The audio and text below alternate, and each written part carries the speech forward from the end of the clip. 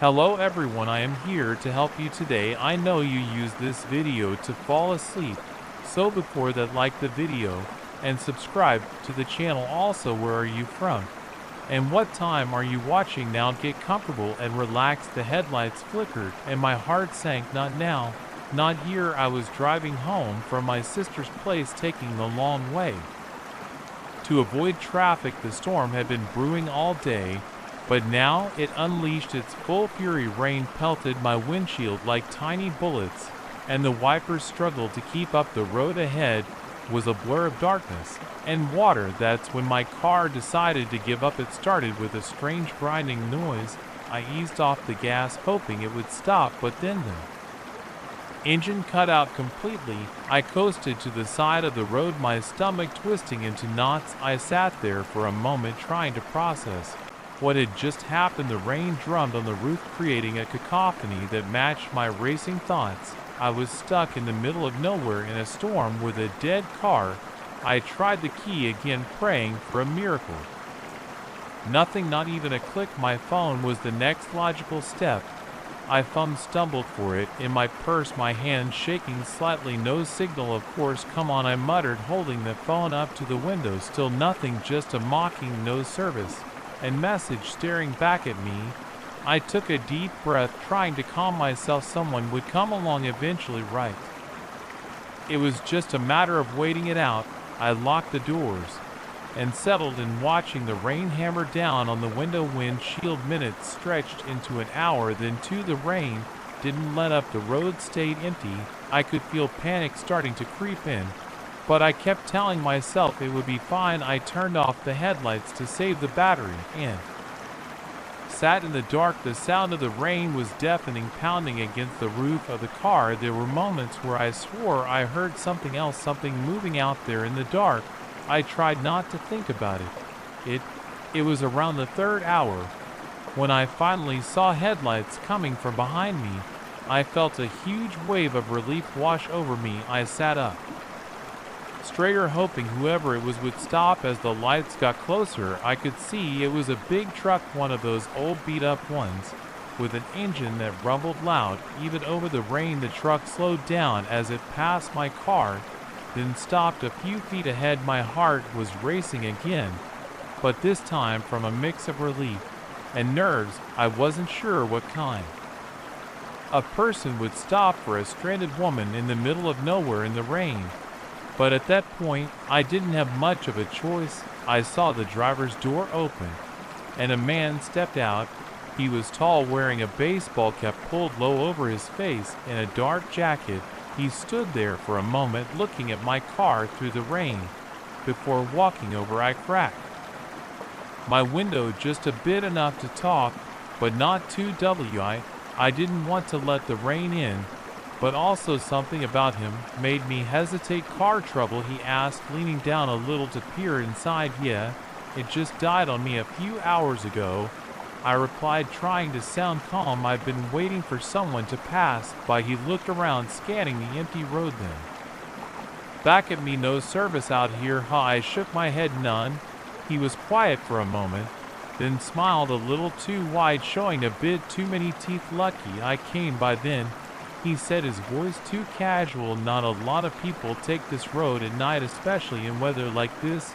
I nodded, hoping he would just offer to call someone for me, but instead he stepped closer to the window, glancing inside the car. You alone out here? I felt a chill run down my spine. Something about the way he asked made me uncomfortable. Yeah, but my husband knows I'm stuck, I lied. He's on his way. The man didn't seem convinced. He smiled again, but it didn't reach his eyes. In this weather, going to take him a while to get here. I didn't know what to say. I just wanted him to leave, or at least call for help and go, but he wasn't moving. He kept staring at me, his eyes lingering a little too long, making me feel like I was trapped in my own car. Mind if I take a look under the hood? He asked, suddenly stepping back and motioning toward the front of the car. I hesitated, but I didn't want to seem rude or scared. Sure, I said, popping the hood. He walked around to the front of the car, and I watched as he fiddled with something under the hood. But after a few minutes, He came back to the window shaking his head. "Looks like your battery's dead," he said, but there was something off about his tone. "I can give you a jump, but you'll probably need a tow." I nodded, trying to stay calm. "That would be great, thanks." He walked back to his truck, and I watched him through the rearview mirror. My heart was racing again, and my hands were shaking as I gripped the steering wheel. Something about this didn't feel right. I didn't trust him. He took his time getting the cables moving, slower than he needed to. When he finally came back and hooked them up, he leaned into my window again, closer this time. "You know it's dangerous for a woman to be out here alone," he said, his voice low. "You never know who might come by." His words sent a wave of fear through me, but I forced a smile. "Yeah, well, I'm lucky you stopped." He smiled again, that same unsettling grin. "Yeah, lucky." He got back into his truck and revved the engine to charge my battery. After a few minutes, my car sputtered to life. Relief washed over me, but it didn't last long. As I thanked him, he leaned in one last time. "Maybe you should let me follow you just in case something happens again." I shook my head quickly. "No, that's okay. My husband's almost here. Thanks for the help." His smile faded for a second, but then it returned, colder this time. "All right, suit yourself." I didn't wait for him to say anything else. I pulled away as fast as I could, not caring if I was driving too fast for the rain. My heart was pounding in my chest the entire time, and I kept glancing in the rearview mirror, half expecting to see his truck following me, but thankfully it wasn't there. I didn't slow down until I was back on a well-lit, populated road. Even then, I couldn't shake the feeling of unease that had settled over me.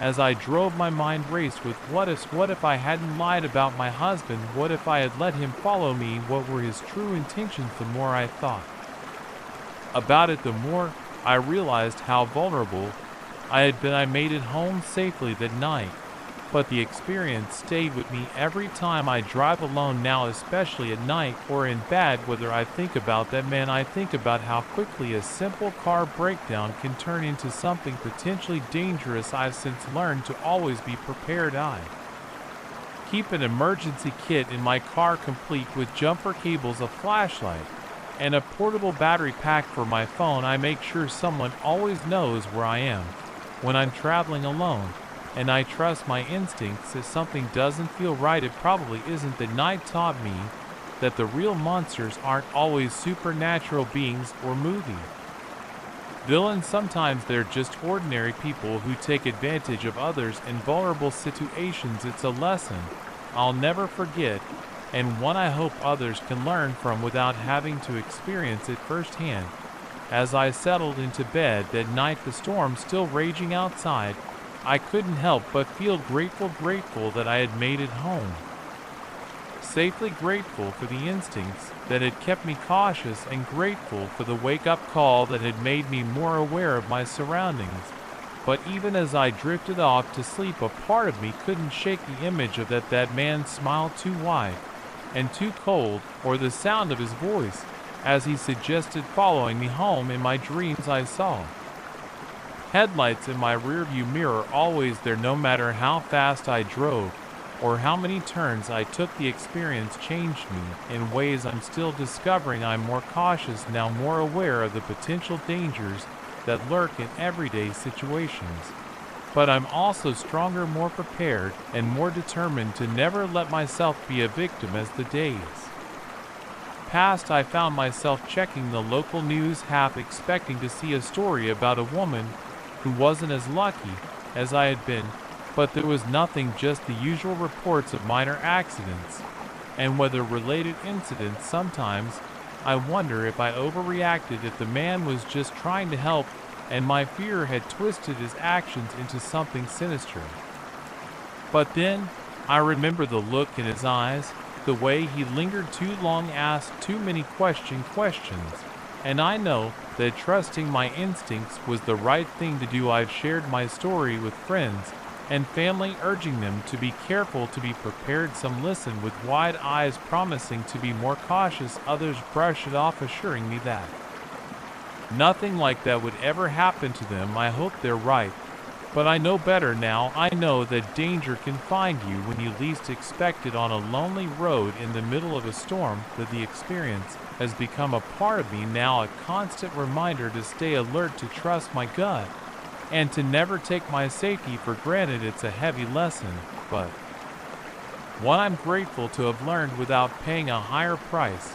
And so life goes on. I still drive that road sometimes when I visit my sister, but now I make sure my car is in perfect condition before I leave. I check the weather forecast obsessively, and I always keep my phone charged and within reach, because you never know when a simple drive home might turn into something much more dangerous.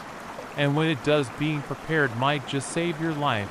The first raindrop hit my face like an icy finger, and I knew I was in trouble. I'd been so caught up in the thrill of exploring new trails that I completely lost track of time and my bearings. I've always loved hiking, the solitude of nature, the challenge of pushing my limits. But as the sky darkened and the wind picked up, I realized I'd made a rookie mistake. I was lost. The trail markers I'd been following now obscured by the growing gloom and the increasingly dense foliage. The rain started in earnest, fat droplets quickly soaking through my light jacket. I hadn't packed for this. Another mistake. My phone, usually a reliable lifeline, showed no signal. Of course, I was truly on my own. I pushed on, hoping to find a familiar landmark, or at least some higher ground where I might get my bearings. But the forest seemed to close in around me, the trees looming larger and more ominous with each passing minute. The sound of the rain drumming against the leaves created a disorienting white noise that made it hard to think clearly. As darkness fell, panic began to set in. I was soaked to the bone, shivering, and completely turned around. That's when I saw it, a faint glimmer of light through the trees. Hope surged through me.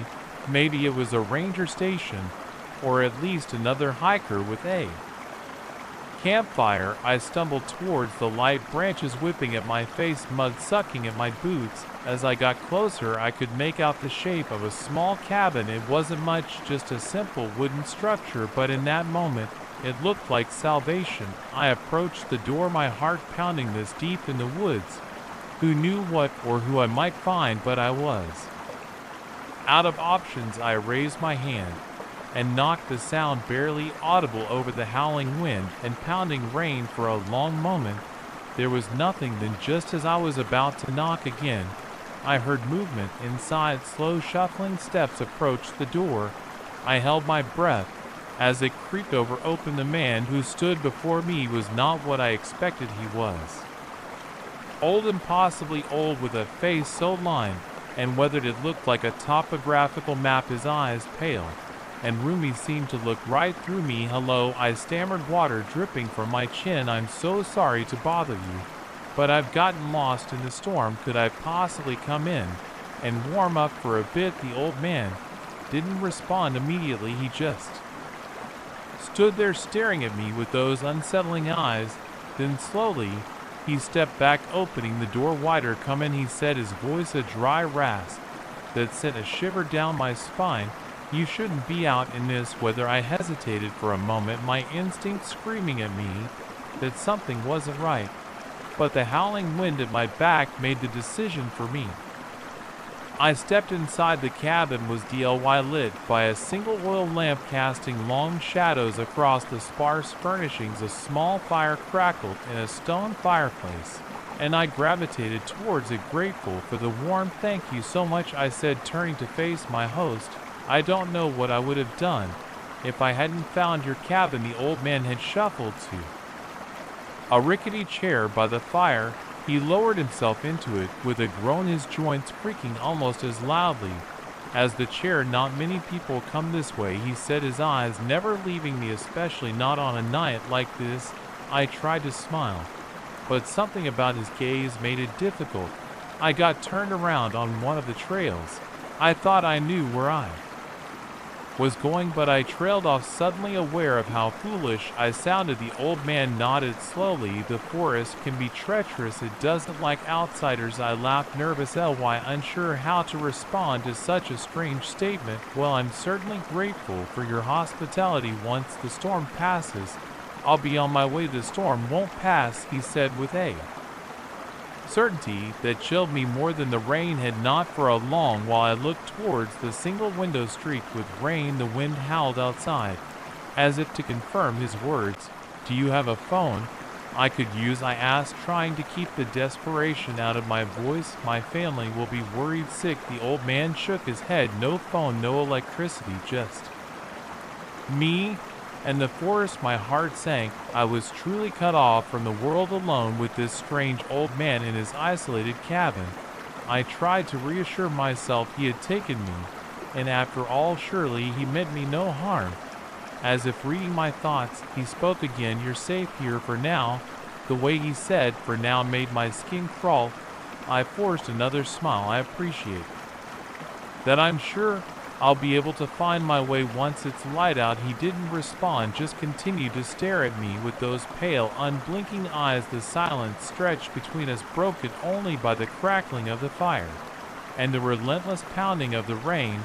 I cleared my throat, desperate to break the tease. So do you live out here all alone? A small smile curved his thin lips, but it didn't reach his eyes. Not alone, never alone. I glanced around the small cabin, half expecting to see someone else emerge from the shadows, but we were still the only two people in the room. Oh, do you have family nearby? I asked, trying to keep my voice light. He shook his head slowly. No family, but the forest is always here, always watching, always hungry. A chill ran down my spine that had nothing to do with my wet clothes. The way he spoke about the forest, as if it were a living, sentient thing, was deeply unsettling. I'm sure it must get lonely out here, I said, edging slightly away from him. His smile widened, showing teeth that were far too sharp and yellow. Lonely? No, the forest provides company, and occasionally it provides visitors. The implication in his words was clear, and fear gripped me. I stood up abruptly, no longer caring about politeness. I think maybe I should try and find my way back. The rain seems to be letting up a bit, but even as I said it, I knew it wasn't true. If anything, the storm seemed to have intensified. The wind howling like a living thing outside the cabin walls. The old man didn't move from his chair, but his eyes followed me as I edged towards the door. You can't leave, he said, his voice somehow carrying over the noise of the storm. The forest won't let you. I reached for the door handle, my hand shaking. I thank you for your hospitality, but I really must be going. As my fingers touched the cold metal of the handle, a deafening crack of thunder shook the cabin. I jumped back, my heart pounding. The old man chuckled, a dry, wheezing sound that raised the hair on the back of my neck. I told you the forest wants you to stay. I turned to face him, fear and anger wearing inside me. What do you mean? What's going on here? He leaned forward in his chair, his eyes gleaming in the firelight. The forest is old, older than you can imagine, and it's hungry, always hungry. It needs to feed. I backed away, my back pressed against the door. You're insane. I'm leaving, storm or no storm. I turned and yanked the door open, ready to face whatever was out there rather than spend another moment in this cabin with this madman. But what I saw outside stopped me cold. The forest had changed. The trees seemed to have moved closer, their branches intertwining to form an impenetrable barrier. And in the gaps between the trunks, I saw eyes, hundreds of glowing eyes watching me. I slammed the door shut, my breath coming in short gasps. What is this? The old man's laughter filled the cabin, a sound of pure malevolent joy. I told you, the forest is hungry, and you, my dear, are the feast. I sank to the floor, my mind reeling. This couldn't be happening. It had to be a nightmare, a hallucination brought on by exhaustion and fear. But the cold floor beneath me, the heat of the fire on my face, the old man's laughter ringing in my ears, it all felt terrifyingly real. As the night wore on, the storm outside seemed to merge with the horror inside the cabin. The wind's howl became the voice of the forest calling for me. The rain beating against the roof sounded like hundreds of hungry creatures clawing to get in. And through it all the old man sat in his chair watching me with those pale, hungry eyes, waiting, always waiting. I don't know how long I've been here now. Days, weeks, time seems to have lost all meaning. The storm never stops, the forest never retreats. And the old man, he never sleeps. Sometimes in my more lucid moments, I wonder if I'm still out there in the forest, lost, alone, hallucinating all of this as hypothermia sets in. But then I hear the old man's wheezing laugh, feel the heat of the never-ending fire. And I know this is all too real. I write this now as a warning to you, whoever you are reading these words. Be careful when you venture into the wilderness. Respect the forest, because sometimes when you're lost in the woods, the most dangerous thing isn't being alone, it's finding that you're not alone at all. And remember, if you ever find yourself caught in a storm seeking shelter in a lonely cabin deep in the woods, sometimes it's better to face the storm than what waits for you inside. The forest is always hungry. And now I fear so am I. The first scream pierced through the patter of rain on our tent, jolting me awake for a moment. I thought I dreamed it, then I heard it again, a raw, terrified shriek that made my blood run cold. My wife Sarah stirred beside me. Did you hear that? She whispered, her voice trembling. I nodded, my throat too dry to speak. We've been camping in these woods countless times, but never had we encountered anything like this. The excitement of our annual camping trip had worn off hours ago, replaced by the discomfort of lying on hard ground while rain pelted our tent. Now, as another scream echoed through the night, that discomfort morphed into pure, unadulterated fear. Maybe it's just an animal, Sarah suggested, but the quiver in her voice betrayed her doubt. I wish I could have agreed with her, but those screams were undeniably human. I fumbled for the flat flashlight, my hand shaking as I flicked it on the beam cut through the darkness of our tent, illuminating Sarah's pale face. We should check it out, I said, trying to sound braver than I felt someone might need help. Sarah nodded reluctantly. We both knew it was the right thing to do, but that didn't make it any less terrifying. As we unzipped the tent, the sounds of the forest hit us full force. The rain had eased to a gentle drizzle, but the wind whipped through the trees, creating an eerie whistle beneath it all. I could hear something else, hushed voices too low to make out words, but unmistakably there. I stepped out first, scanning the area with my flashlight. Our campsite was a small clearing surrounded by dense woods. In the daylight, it had seemed peaceful and secluded. Now it felt exposed and vulnerable. Hello, I called out, my voice sounding weak and uncertain. Is anyone there? Do you need help? Silence. Even the whispering voices had stopped. The forest seemed to be holding its breath. Sarah clutched my arm. Maybe we should go back inside, she whispered.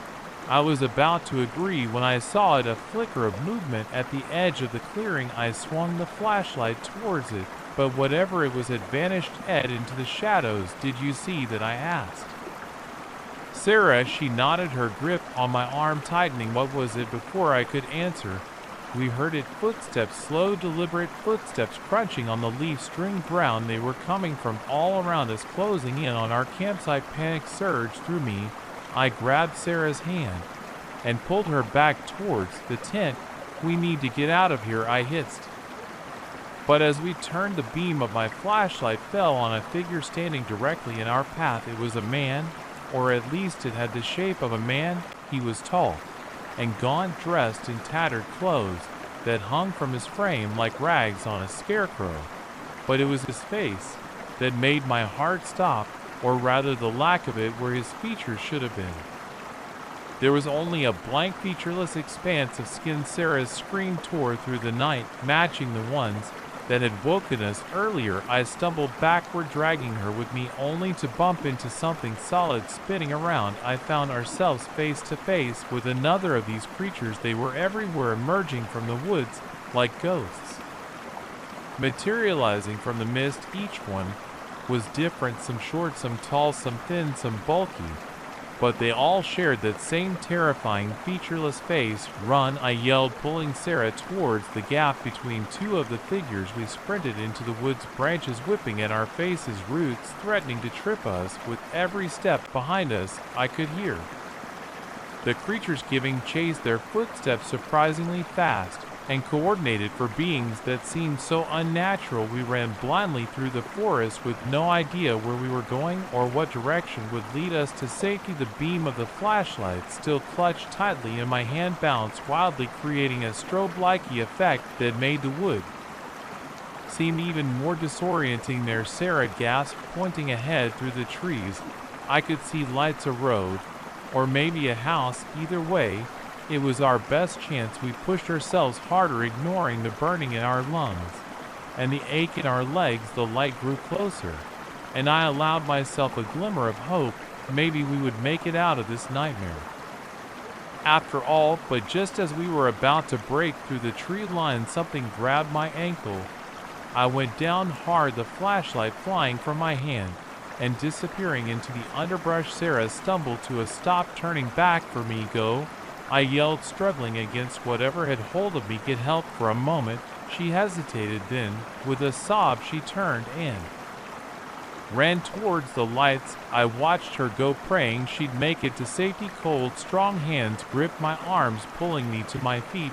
I found myself surrounded by the faceless creatures, their blank visages somehow conveying a sense of curiosity and hunger. One of them stepped forward, its head tilting to the side, as if studying me. Then slowly it raised a hand to its featureless face. To my horror, the skin began to ripple and shift, molding itself into features, my features. Within seconds, I was staring at a perfect copy of my own face. The others followed suit, their blank faces transforming into a sea of my own terrified expression. It was like looking into a nightmarish hall of mirrors. I wanted to scream, to fight, to run, but my body wouldn't respond. I could only stand there, paralyzed with fear, as the creatures closed in around me. The last thing I remember is a chorus of voices, my voice repeated over and over, saying, "Welcome home." I woke up in a hospital bed 5 days later. They told me I'd been found wandering along the highway miles from our campsite, babbling incoherently about faceless monsters. Sarah was there, tears in her eyes. As she clutched my hand, she told me how she'd made it to a nearby farmhouse and called for help, how search parties had combed the woods for days before finding me. The official story is that we were attacked by a bear, that the trauma of the event, coupled with exposure and dehydration, had caused me to hallucinate. They say there's no evidence of any other people in those woods, let alone creatures like the ones I described. But I know what I saw. I know what happened to me in those woods. And sometimes, when I look in the mirror, I can't shake the feeling that the face staring back at me isn't quite my own. We don't go camping anymore. The woods hold too many terrors, too many unanswered questions.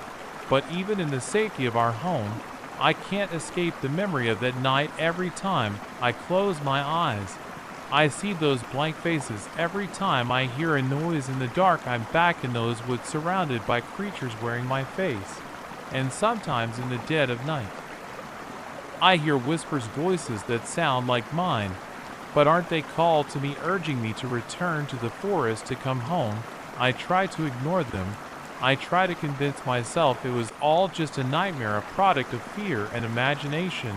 But deep down, I know the truth. Something happened to me in those woods, something that changed me in ways I'm still struggling to understand. Sarah notices it too, though she tries to hide it. I catch her watching me, sometimes a look of uncertainty in her eyes. She says I'm different since that night, that sometimes I don't seem like myself. If only she knew how right she is. I've tried to move on, to forget about the night and the horrors we encountered, but it's not that easy. The memories linger, as vivid and terrifying as the moment they happened. And with each passing day, I find myself wondering, did I ever really leave those woods? Or did a part of me stay behind, replaced by something else? I don't have answers, only questions that keep me awake at night. All I know is that the world is a much stranger and more terrifying place than I ever imagined, and somewhere out there in the depths of the forest there are creatures wearing my face waiting for me to return. So, if you ever find yourself camping in the woods and hear screams in the night, don't investigate, don't try to help, just run as fast and as far as you can, because some mysteries are better left unsolved and some horrors are too great to face. As for me, I'll keep fighting the whispers, keep trying to hold on to who I am, but a part of me knows it's only a matter of time before the forest calls me back. And when it does, I'm not sure I'll be strong enough to resist. After all, how do you run from something that wears your own face? The child's silhouette was barely visible through the curtain of rain, a small lonely figure on the side of the deserted road. I blinked, sure my tired eyes were playing tricks on me, but when I looked again, the child was still there, a stark contrast against the storm-ravaged landscape I'd been driving for hours, pushing through the relentless downpour to get home after a grueling business trip. The monotony of the windshield wipers and the hiss of tires on wet asphalt had lulled me into a trance-like state, but the sight of that child jolted me back to full alertness. My foot eased off the accelerator as I approached. What was a kid doing out here miles from anywhere in this weather? As I drew closer, I could make out more details. It was a little girl, maybe 6 or 7 years old, with long dark hair plastered to her face by the rain. She wore a yellow raincoat that seemed too thin for the biting cold. I pulled over, my hazard lights blinking in the gloom. The rational part of my brain screamed that this was a bad idea. I was alone on a deserted road, stopping for a stranger, but this was a child. I couldn't just drive by. I rolled down my window, wincing as cold rain spattered my face. "Hey there," I called out, trying to sound friendly and non-threatening. "Are you okay? Where are your parents?" The girl turned to face me, and I felt an inexplicable chill that had nothing to do with the weather. Her face was pale, almost translucent in the gray light, and her eyes, there was something off about them, something I couldn't quite put my finger on. "I'm lost," she said, her voice barely audible over the pounding rain. "Can you help me?" I hesitated. Every instinct told me to drive away, to leave this strange situation behind, but I couldn't abandon a child in need. I took a deep breath and made a decision I would come to question for years to come. "Of course," I said, forcing a smile. "Hop in and we'll figure out where you need to go." I leaned across to open the passenger door, and the girl climbed in the car, filled with the scent of wet clothes and something else, something earthy and unpleasant that I couldn't identify. "What's your name?" I asked as I pulled back onto the road, windshield wipers working overtime. "Emily," she replied, her voice soft and oddly flat. "Nice to meet you, Emily. I'm Jack. Can you tell me where you live? Or maybe your parents' phone number?" Emily didn't respond. She just stared straight ahead, water dripping from her hair onto my car seat. "Emily," I prompted, glancing at her, "do you know where your home is?" She turned to look at me then, and I nearly swerved off the road. Her eyes were completely black, no whites visible at all. I blinked hard. Sure, I must be seeing things. When I looked again, her eyes were normal, a deep brown, but definitely normal. "I need to go home," she said, her voice suddenly urgent. "They're waiting for me." "Who's waiting for you, Emily?" I asked, trying to keep the tremor out of my voice. "My family," she replied. "They're always waiting." Something about the way she said it made my skin crawl. I focused on the road ahead, my knuckles white on the steering wheel. "Okay, but where's home? Can you give me an address?" Emily pointed ahead. "That way." "Keep going." I drove on, the rain seeming to intensify with every mile. The roads were becoming treacherous, deep puddles forming in potholes, and at the sides of the asphalt. I slowed down, straining to see through the deluge. "Are you sure this is the right way?" I asked. After we'd been driving for about 20 minutes, we were deep in the countryside now, farms and fields giving way to dense woodland. Emily nodded, her face eerily calm. "We're almost there. Turn right at the next road." I followed her directions, turning onto a narrow, unpaved track that led into the woods. The trees loomed over us, their branches forming a dark canopy that blocked out what little light remained. My headlights cut through the gloom, illuminating a path that seemed to wind endlessly into the forest. "Emily," I said, my voice shaking slightly, "I don't think this is right. Maybe we should turn back, find a police station." "No," she cried, her sudden vehemence making me jump. "We have to keep going. They're waiting." I glanced at her, startled by her outburst. For a moment, just a moment, I could have sworn her eyes were completely black again, but when I looked closer, they were normal. I shook my head, blaming my imagination and the poor light.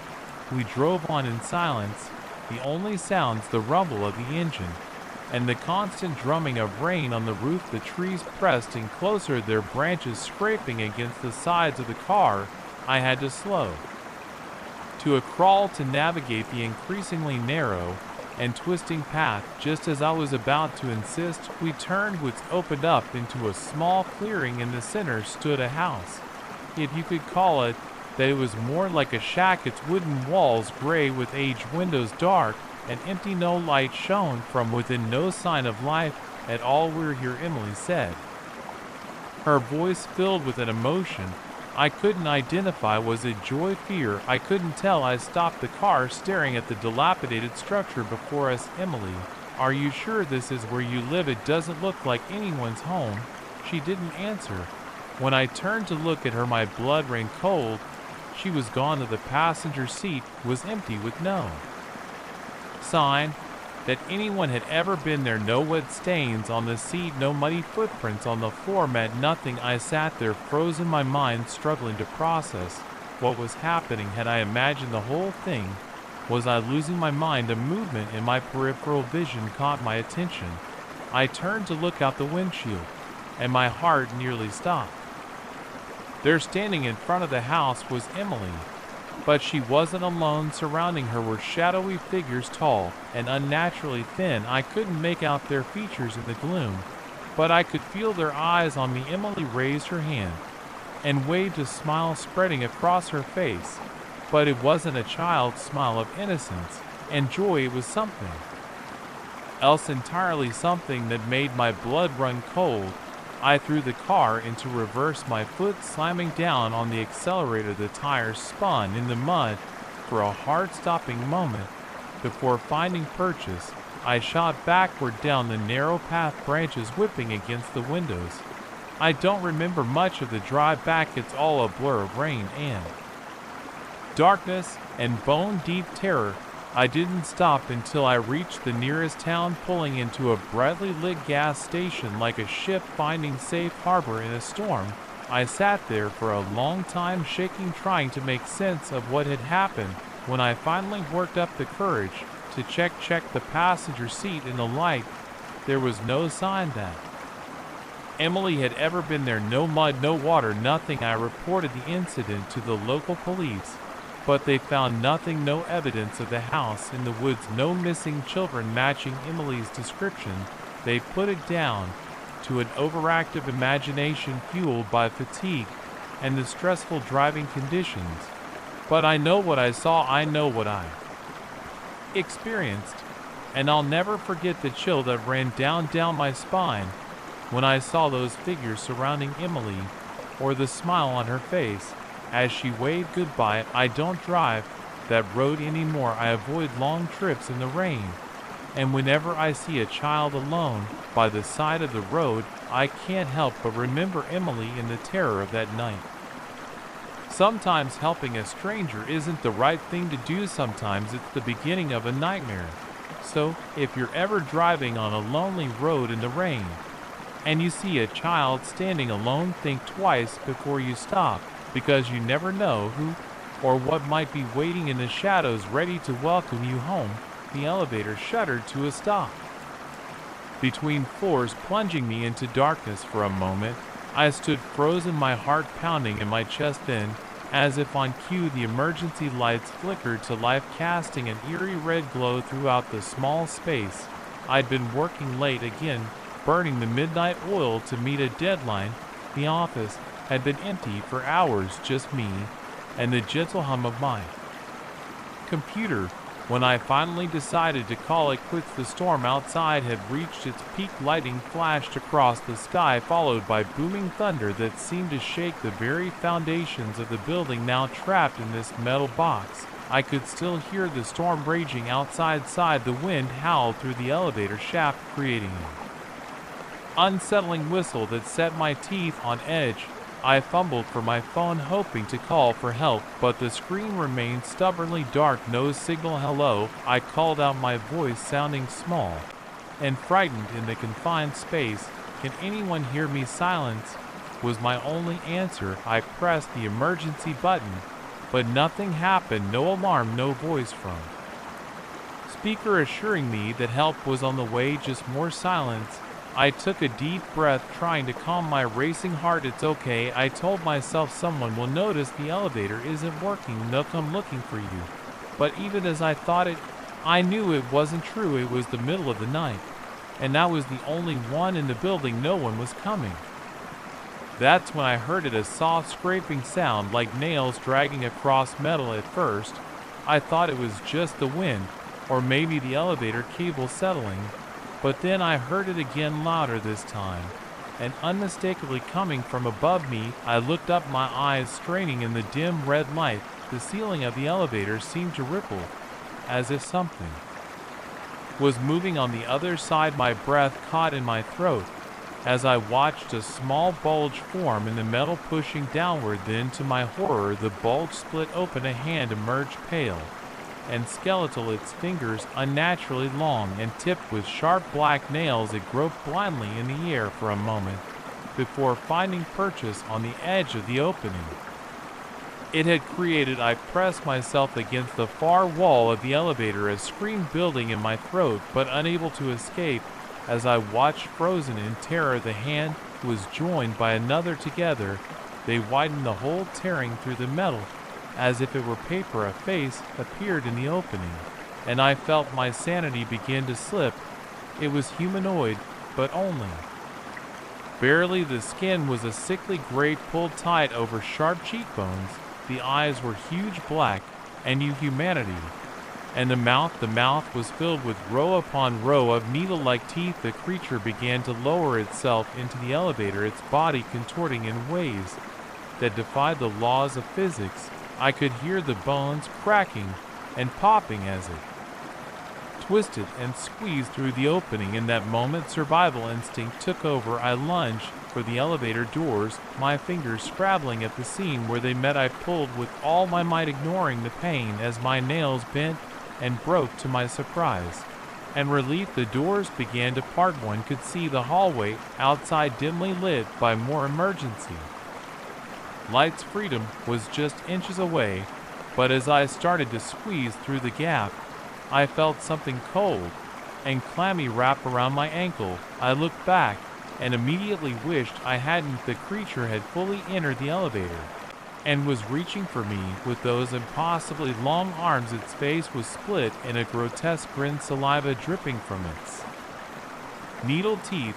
With a strength born of pure terror, I kicked out my foot, connecting with the creature's face. It let out a high-pitched shriek that made my ears ring, but its grip loosened just enough for me to pull free. I tumbled out into the hallway, scrambling to my feet and running without a backwards glance. I could hear it behind me, its claws scraping against the floor.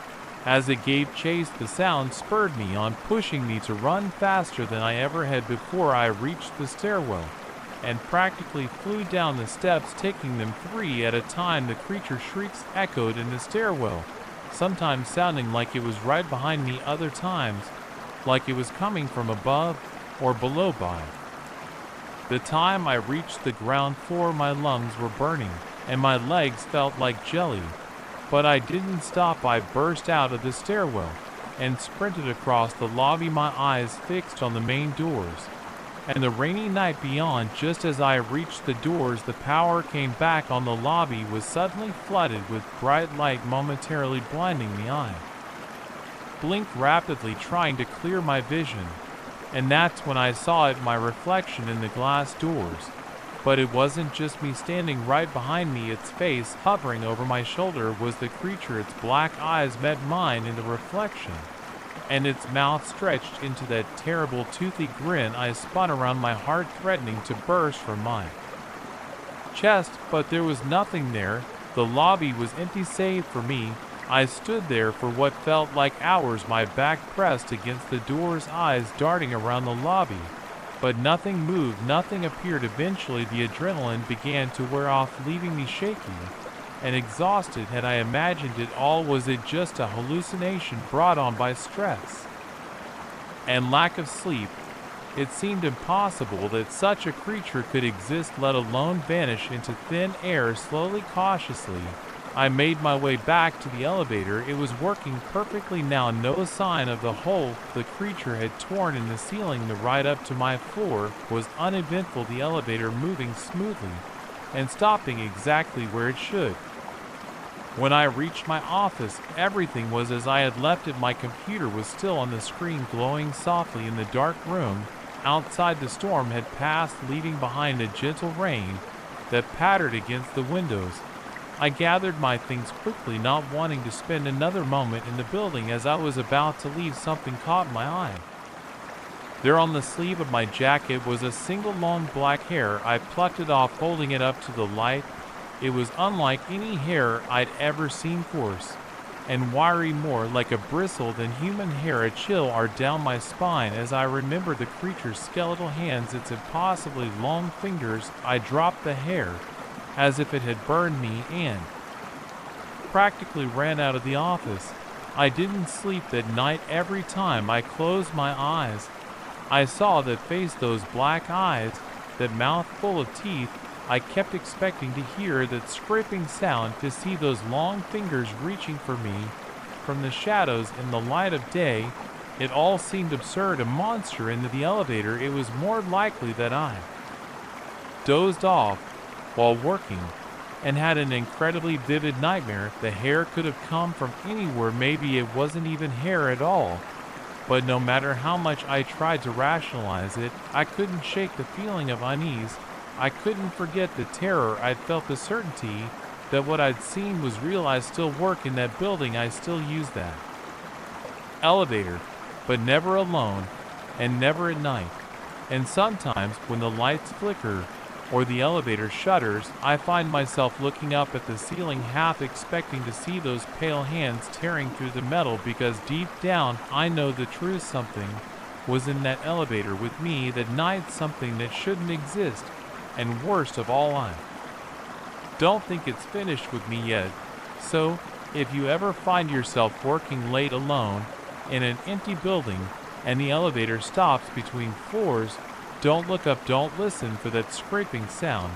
And whatever you do, don't wait to see what might be trying to get in. Run as fast and as far as you can, because some things once seen can never be unseen. And some nightmares don't end when you wake up. They're just beginning. The truck's headlights cut through the rain like dull knives, barely illuminating the muddy road ahead. We've been driving for hours, my wife Sarah and I, our 2 kids asleep in the back seat. What was supposed to be a fun family camping trip had turned into a nightmare. Wrong turns and washed out roads. I think we're lost, Sarah said, her voice tight with worry. She was right, of course. The GPS had lost signal an hour ago, and the map on my phone was useless without service. We were well and truly in the middle of nowhere. I was about to suggest we turn around when I felt the truck lurch. The steering wheel jerked in my hands as we slid, as spinning uselessly in the mud. We came to a stop at an angle, half on and half off the road. Damn it, I muttered, trying to keep my voice low so as not to wake the kids. I shifted into reverse, then drive, but the wheels just spun, digging us deeper into the muck. Sarah turned to me, her face pale in the dim light. What are we going to do, Mark? I took a deep breath, trying to stay calm. For her sake, it's okay. I'll get out and see how bad it is. Maybe I can find some branches or something to give us traction. I opened the door, wincing As the cold rain immediately soaked through my jacket, the storm had been raging for hours, turning the world into a dark, sodden mess. I circled the truck mile. Boots sinking ankle deep into the mud with each step. It was worse than I thought. We were stuck good. As I stood there trying to figure out our next move, I saw a flicker of light through the trees. Hope surged through me. Maybe it was a house or a gas station somewhere. We could at least ask for help. I hurried back to the truck, rapping on Sarah's window. She rolled it down, looking at me expectantly. I think I saw lights through the trees, I said, pointing. I'm going to check it out. Maybe someone can help us. Sarah's brow furrowed with concern. I don't know, Mark. Maybe we should wait for morning. It's dangerous out there. I shook my head. We can't stay here all night. The kids will be cold and hungry. When they wake up, I'll be quick, I promise. After a moment's hesitation, she nodded. Okay, but be careful.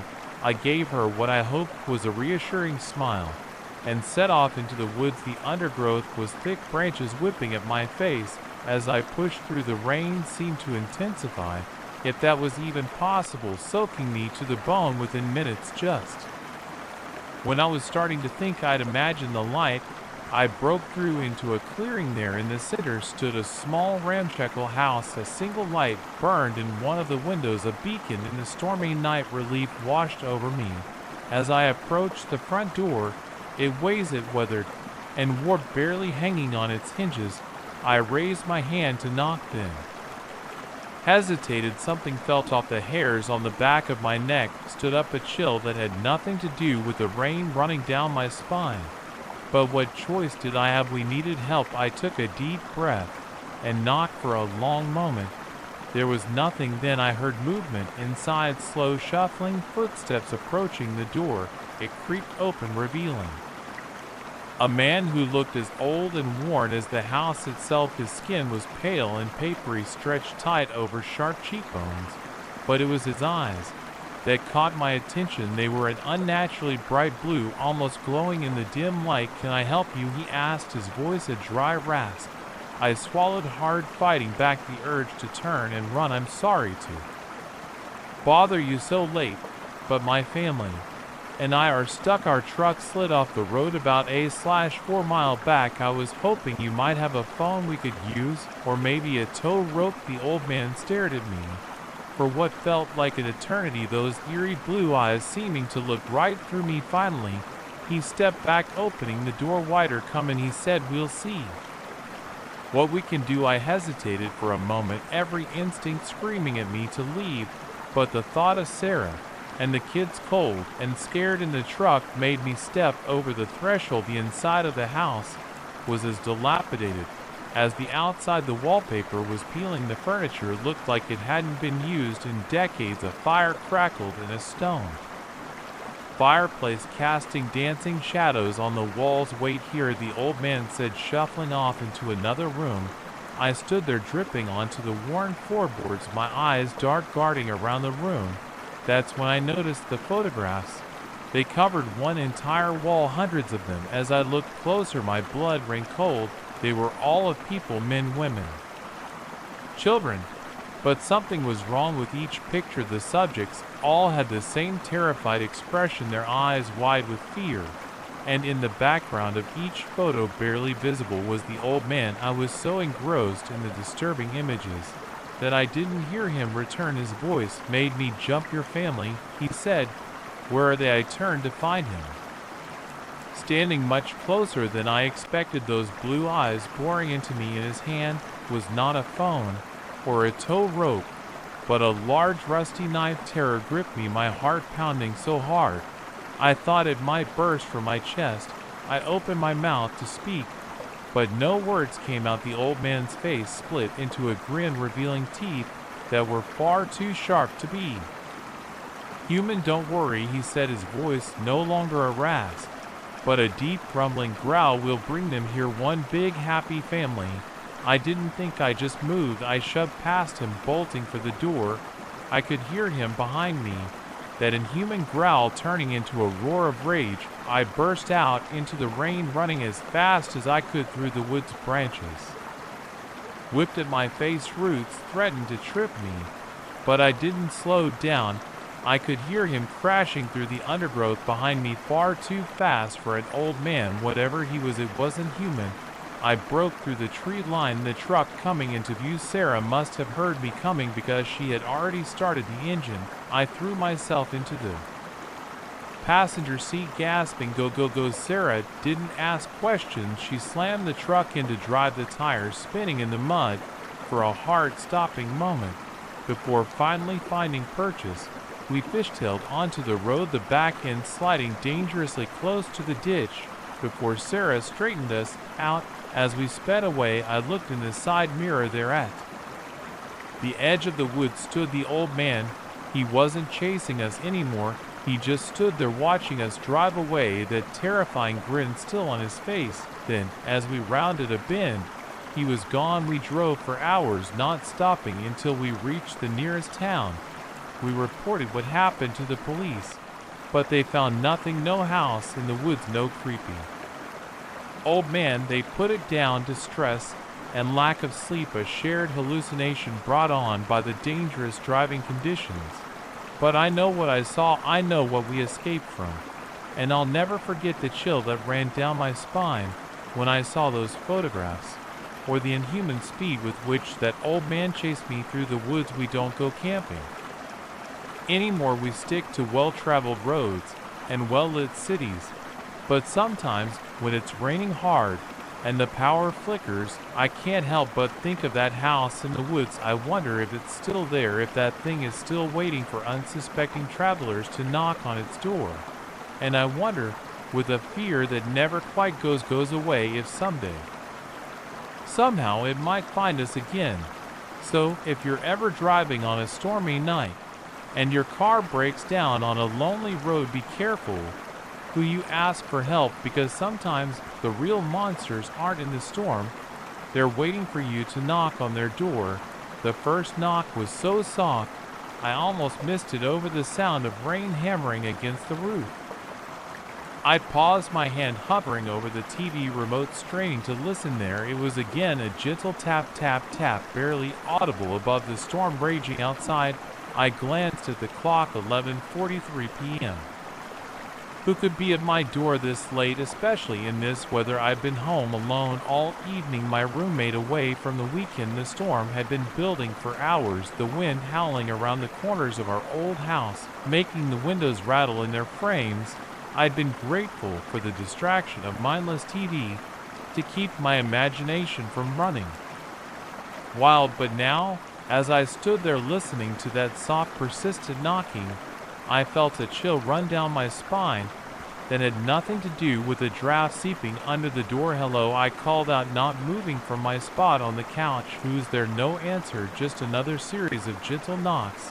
I took a deep breath, trying to calm my racing heart. It was probably nothing, maybe a branch blown loose by the wind tapping against the door, or a neighbor who'd locked themselves out, desperate for shelter from the storm. Slowly, I made my way to the front door. Through the peephole, I could see nothing but darkness, and the silver sheets of rain illuminated by our porch light. "Is someone there?" I asked again, my hand on the doorknob. Silence. Then, just as I was about to turn away, I heard it, a voice so quiet I almost thought I'd imagined it. "Please," it whispered, "let me in." My blood ran cold. The voice didn't sound like any of my neighbors. It was high-pitched, almost childlike, but with an odd grating quality that set my teeth on edge.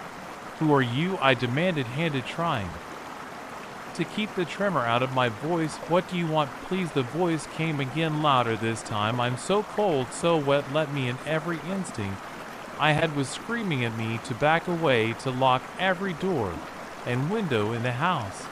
But another part of me, the part that couldn't bear the thought of leaving someone out in this storm, made me hesitate. "I'm sorry," I said, "but I can't open the door to a stranger. Is there someone I can call for you?" "The police." Maybe a sound came then that made my heart nearly stop. It was a laugh, but not one of mirth or even irony. It was a cold, hollow sound that seemed to suck all the warmth from the air around me. "No police," the voice said, suddenly deeper, no longer even attempting to sound human. No one, but you let me in. The last 3 words were punctuated by thunderous blows to the door, so powerful I felt them reverberate through the floor. I stumbled backward, nearly tripping over my own feet in my haste to get away. The pounding continued, growing louder and more frenzied with each passing second. I could hear the wood of the door creaking and splintering under the onslaught. I ran to the kitchen, fumbling for my phone with shaking hands. But as I tried to dial 911, I realized with horror that there was no signal. The storm must have knocked out the cell towers. A deafening crack echoed through the house, and I knew the door had given way. Heavy footsteps thudded on the hardwood floor of the entryway, accompanied by a sound like wet cloth dragging across the ground. I looked around wildly, searching for a weapon, an escape route, anything. My eyes fell on the back door. It was my only chance. I bolted for it, not daring to look behind me. I could hear it coming, its breathing loud and ragged, far too close for comfort. My hands shook as I fumbled with the lock, precious seconds ticking by as I struggled to open the door. Finally, it swung open, and I plunged out into the storm. The rain was coming down in sheets, instantly soaking me to the bone. The wind howled, nearly drowning out the inhuman shriek of rage that came from inside the house.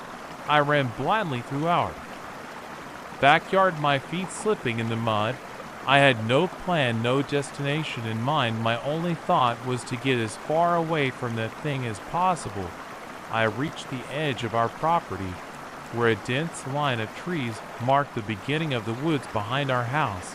I hesitated for a split second, the darkness between the trees looking even more impenetrable than the stormy night. Another shriek, closer this time, made the decision for me. I plunged into the woods, branches whipping at my face as I ran. I don't know how long I ran. Time seemed to lose all meaning in that dark, wet labyrinth. My lungs burned, my legs ached, but still I pushed on, terrified of what might happen if I stopped. Eventually I burst out of the tree line and found myself on a road. In the distance I could see lights, a gas station, its fluorescent glow a beacon of hope in the darkness.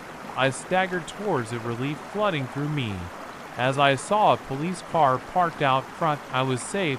I was going to be okay. As I approached, the officer stepped out of his car, concern etched on his face. "Are you all right, miss?" he asked, taking in my bedraggled appearance.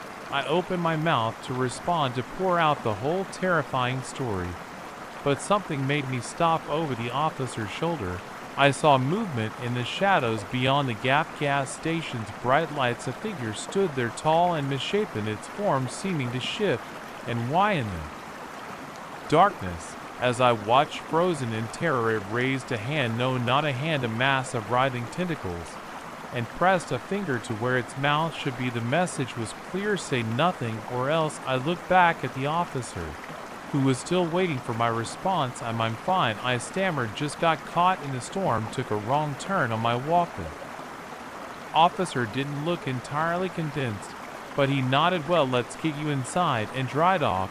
We can call someone to come get you."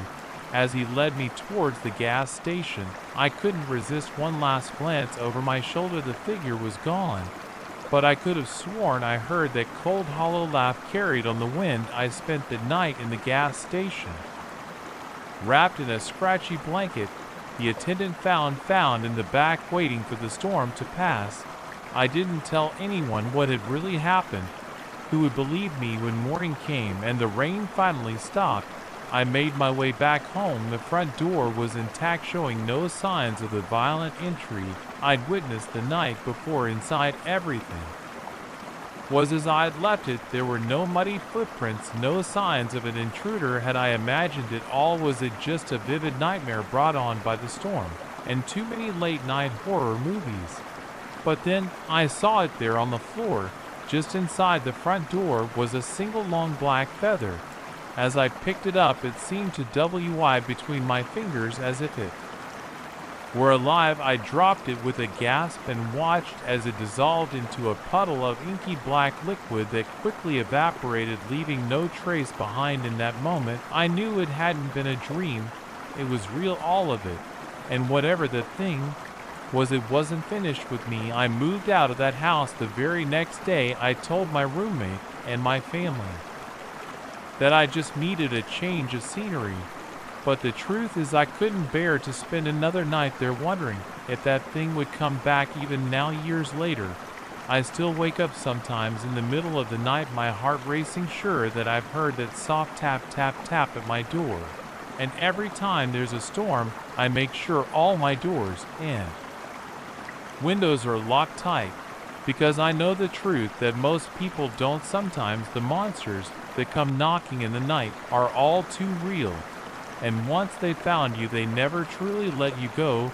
The distant echo of footsteps jolted me from my half-asleep state. I blinked, trying to focus on the security monitors in front of me. The mall had been closed for hours, its vast corridors empty and dark, yet there it was again, the unmistakable sound of someone walking, their steps echoing through the empty building. I'd been working as a night security guard at Willowbrook Mall for about 8 months. It wasn't the most exciting job, but it paid the bills. Most nights I'd just make my rounds, check the locks, and spend the rest of the time watching Netflix on my phone. But tonight was different. The storm outside had been raging for hours, rain lashing against the skylights and thunder rumbling overhead. It was the kind of night that made you grateful to be indoors, even if that meant being alone in a creepy, empty mall. I leaned closer to the monitor, scanning each screen carefully. Nothing seemed out of place. The food court was deserted, chairs neatly stacked on tables. The fountain in the center court was still, its waters dark and silent. Even the toy store, usually so vibrant during the day, looked sad and abandoned in the dim emergency lighting. But there it was again, that sound, footsteps, slow and deliberate, coming from somewhere on the second floor. I grabbed my flashlight and radio, my heart beginning to race.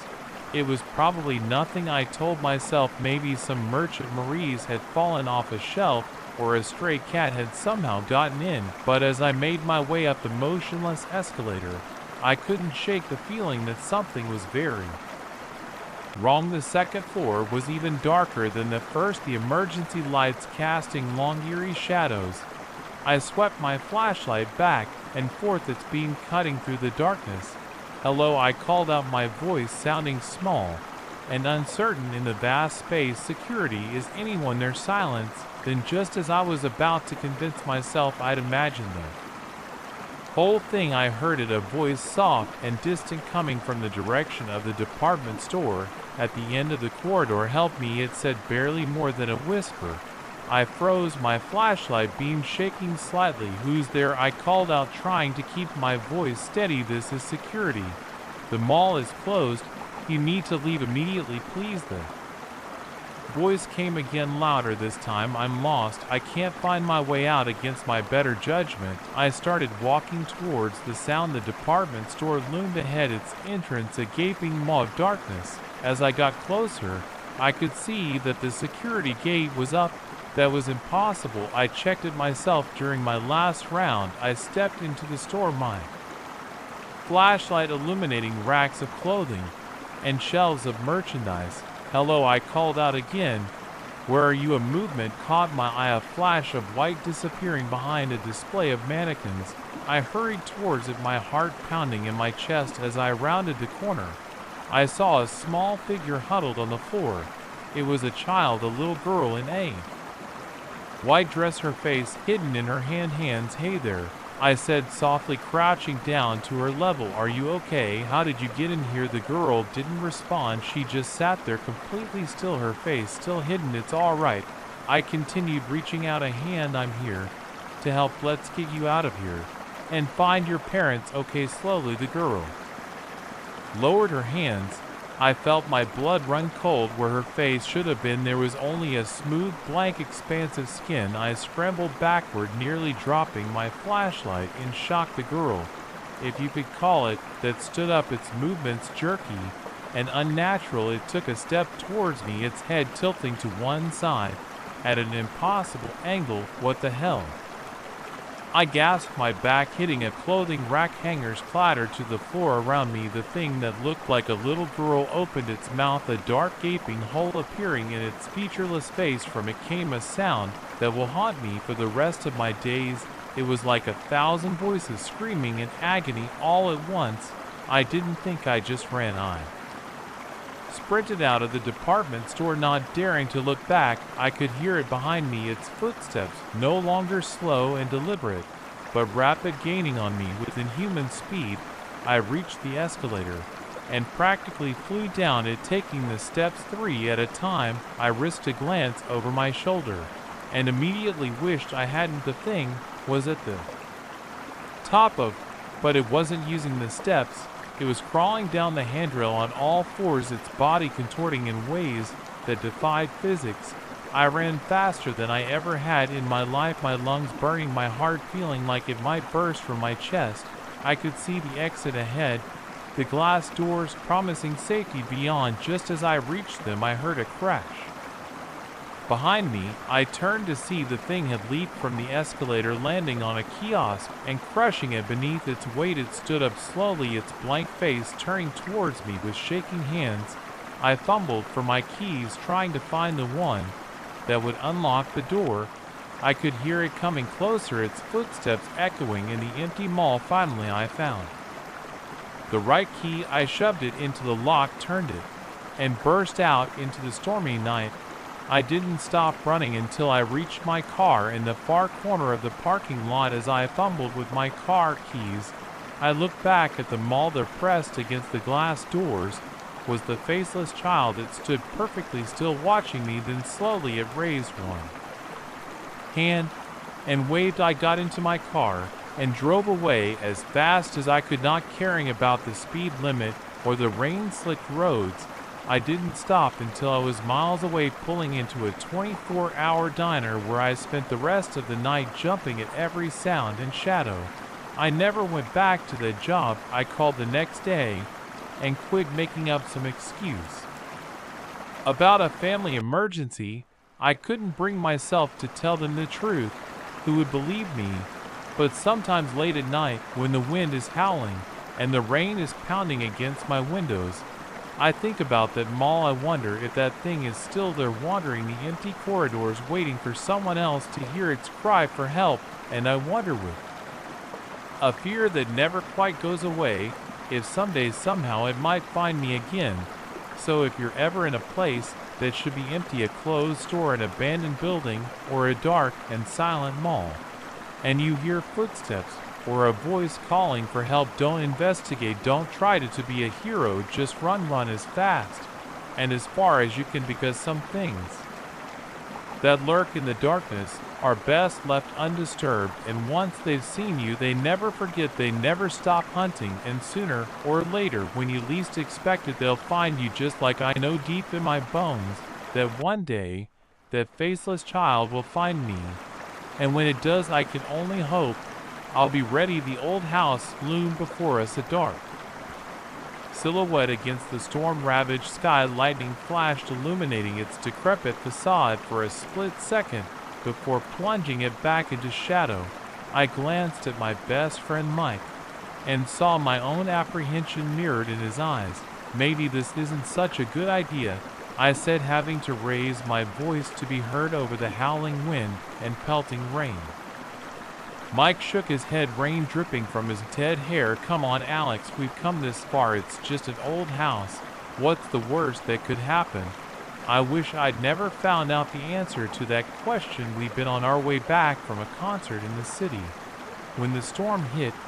It came out of nowhere, turning the sky an ominous shade of green before unleashing its fury. The rain was so heavy we could barely see the road, and when we took a wrong turn trying to find a shortcut, we ended up hopelessly lost. That's when we saw it, the old Victorian house standing alone at the end of a long overgrown driveway. It looked abandoned, but we thought maybe we could at least take shelter on the porch until the storm passed. As we approached, I couldn't shake the feeling that something was off. The house seemed to loom larger with each step, its windows like dark hollow eyes watching our approach. The porch steps creaked ominously under our feet, the sound barely audible over the raging storm. We huddled under the sagging porch roof, grateful for even this small respite from the rain. That's when I noticed the light. It was faint, barely visible through the grime-covered windows, but unmistakable, a flickering warm glow coming from somewhere deep within the house. "Mike," I said, grabbing his arm, "look, there's a light on inside." He squinted through the rain-streaked glass. "Holy, you're right. Maybe someone lives here." After all, before I could stop him, Mike was knocking on the door. The sound echoed unnaturally loud, seeming to reverberate through the entire house. We waited, the seconds stretching into minutes. Just as I was about to suggest we leave, we heard it, a faint sound, like someone calling for help. Mike's eyes widened. "Did you hear that? Someone's in trouble." He tried the doorknob, and to our surprise it turned easily. The door swung open with a low, mournful creak. The interior of the house was dark save for that faint flickering light we'd seen from outside. It seemed to be coming from somewhere upstairs. "Hello," Mike called out. "Is anyone there? Do you need help?" The answering cry was louder this time, definitely coming from upstairs. It sounded pained, desperate. I grabbed Mike's arm as he started to step inside. "Wait, this doesn't feel right. Maybe we should call the police." He shook off my hand. "There's no signal out here, you know, that someone could be hurt. We can't just leave them." With that, he stepped over the threshold. After a moment's hesitation, I followed. I couldn't let him go alone, no matter how much every instinct was screaming at me to run. The floorboards groaned under our feet as we made our way through the foyer. The air inside was stale and heavy, thick with the smell of decay and something else, something I couldn't quite place, but that made my skin crawl. We found the stairs, a grand, sweeping structure that might have been beautiful once, but now was rotting and sagging. The light was definitely coming from the second floor, growing brighter. As we ascended at the top of the stairs, we paused. The crying had stopped, replaced by an eerie silence broken only by the storm raging outside. "Hello," Mike called again. "We're here to help. Where are you?" A door at the end of the hallway slowly creaked open. The flickering light spilled out, casting long dancing shadows on the walls. We approached, cautiously peering into the room. It was some kind of study or library. The walls lined with towering bookshelves. In the center of the room was an old desk, and on it, the source of the light, a single candle, its flame dancing in a non-existent breeze. But what caught our attention was the figure huddled in the corner. It looked like an old woman, her face hidden by long matted gray hair. "Ma'am," Mike said softly, stepping into the room. "Are you all right?" we heard crying. The figure didn't move, didn't acknowledge us in any way. I hung back in the doorway, a sense of dread growing in the pit of my stomach. Something was very, very wrong here. Mike crouched down next to the woman, reaching out to touch her shoulder. "Ma'am, what happened next will haunt me for the rest of my days." The woman's head snapped up, and I saw her face, or rather the lack of it, where features should have been. There was only smooth, pale skin broken by a gaping, tooth-lined maw that opened in a silent scream. Mike recoiled, falling backward with a cry of terror. The thing that wasn't a woman unfolded itself, its body stretching and contorting in impossible ways until it loomed over us, easily 8 foot tall. I couldn't move, couldn't breathe. I watched in horror as it reached for Mike with hands that ended in long or razor-sharp claws. Mike's scream snapped me out of my paralysis. I lunged forward, grabbing his arm and yanking him away.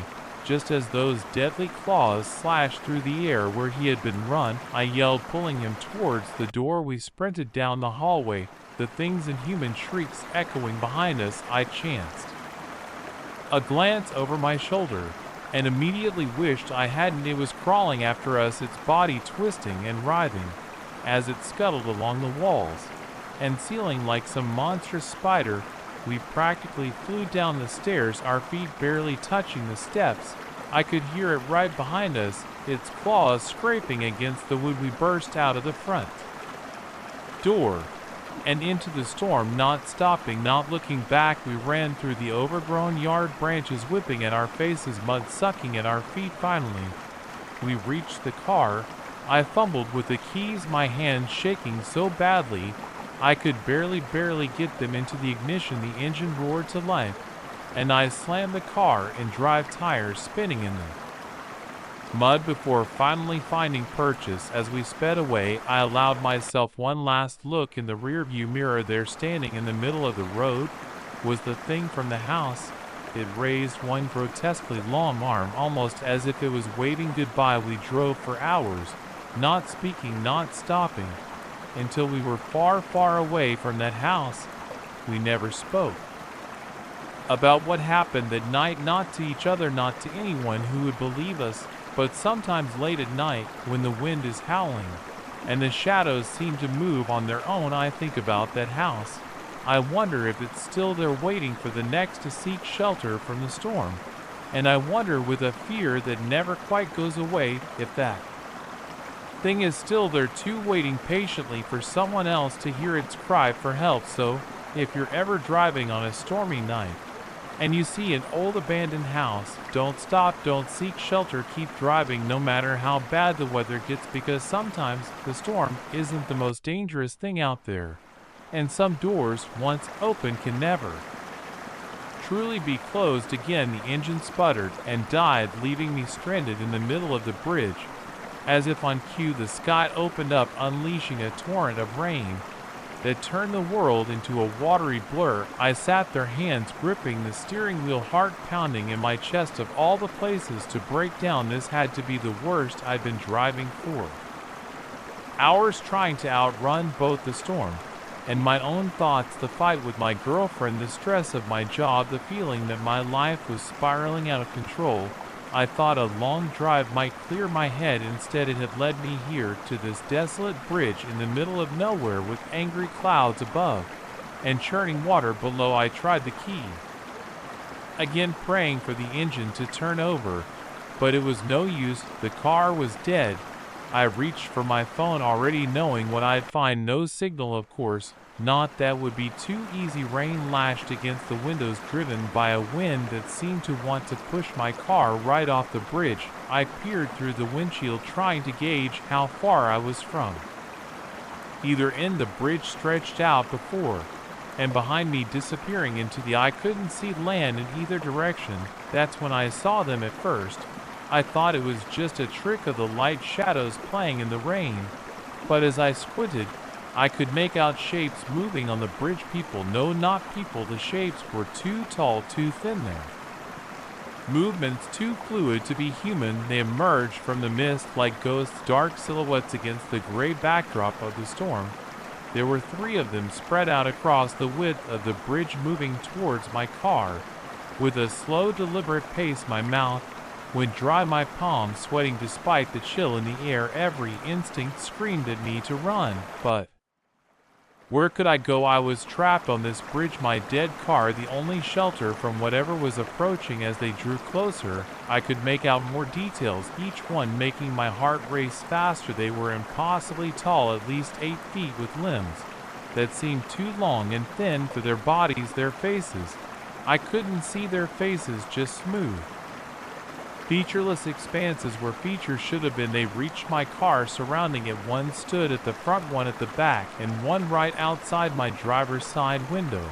I held my breath, afraid that even the slightest movement might provoke them. A sound cut through the pounding of the rain, a tapping on my window, slow, deliberate, like the way they had walked. Tap, tap, tap. I turned ever so slowly to look out my window. The creature stood there, its blank face inches from the glass. As I watched, horrified, a seam appeared where its mouth should be. It split open, revealing rows of sharp, needle-like teeth. Let us in, it said, its voice a hiss that somehow carried through the closed window and the roar of the storm. We only want to help. I shook my head, unable to speak, unable to look away from that terrible mouth. The creature tilted its head, an eerily human gesture that only served to emphasize how inhuman it truly was. Your car is broken, it continued. The storm is getting worse. Let us help you. No, I managed to croak out. No, thank you, I'm Find the creature's mouth stretched wider, a grotesque parody of a smile. Are you sure it's not safe out here? Any could happen to you. The threat in its words was unmistakable. I glanced at the other two creatures. They had moved closer, pressing against the car. I could hear the metal groaning under their touch. Please, I said, hating the tremor in my voice. Please just leave me alone. The creature at my window leaned closer, its blank face filling my vision.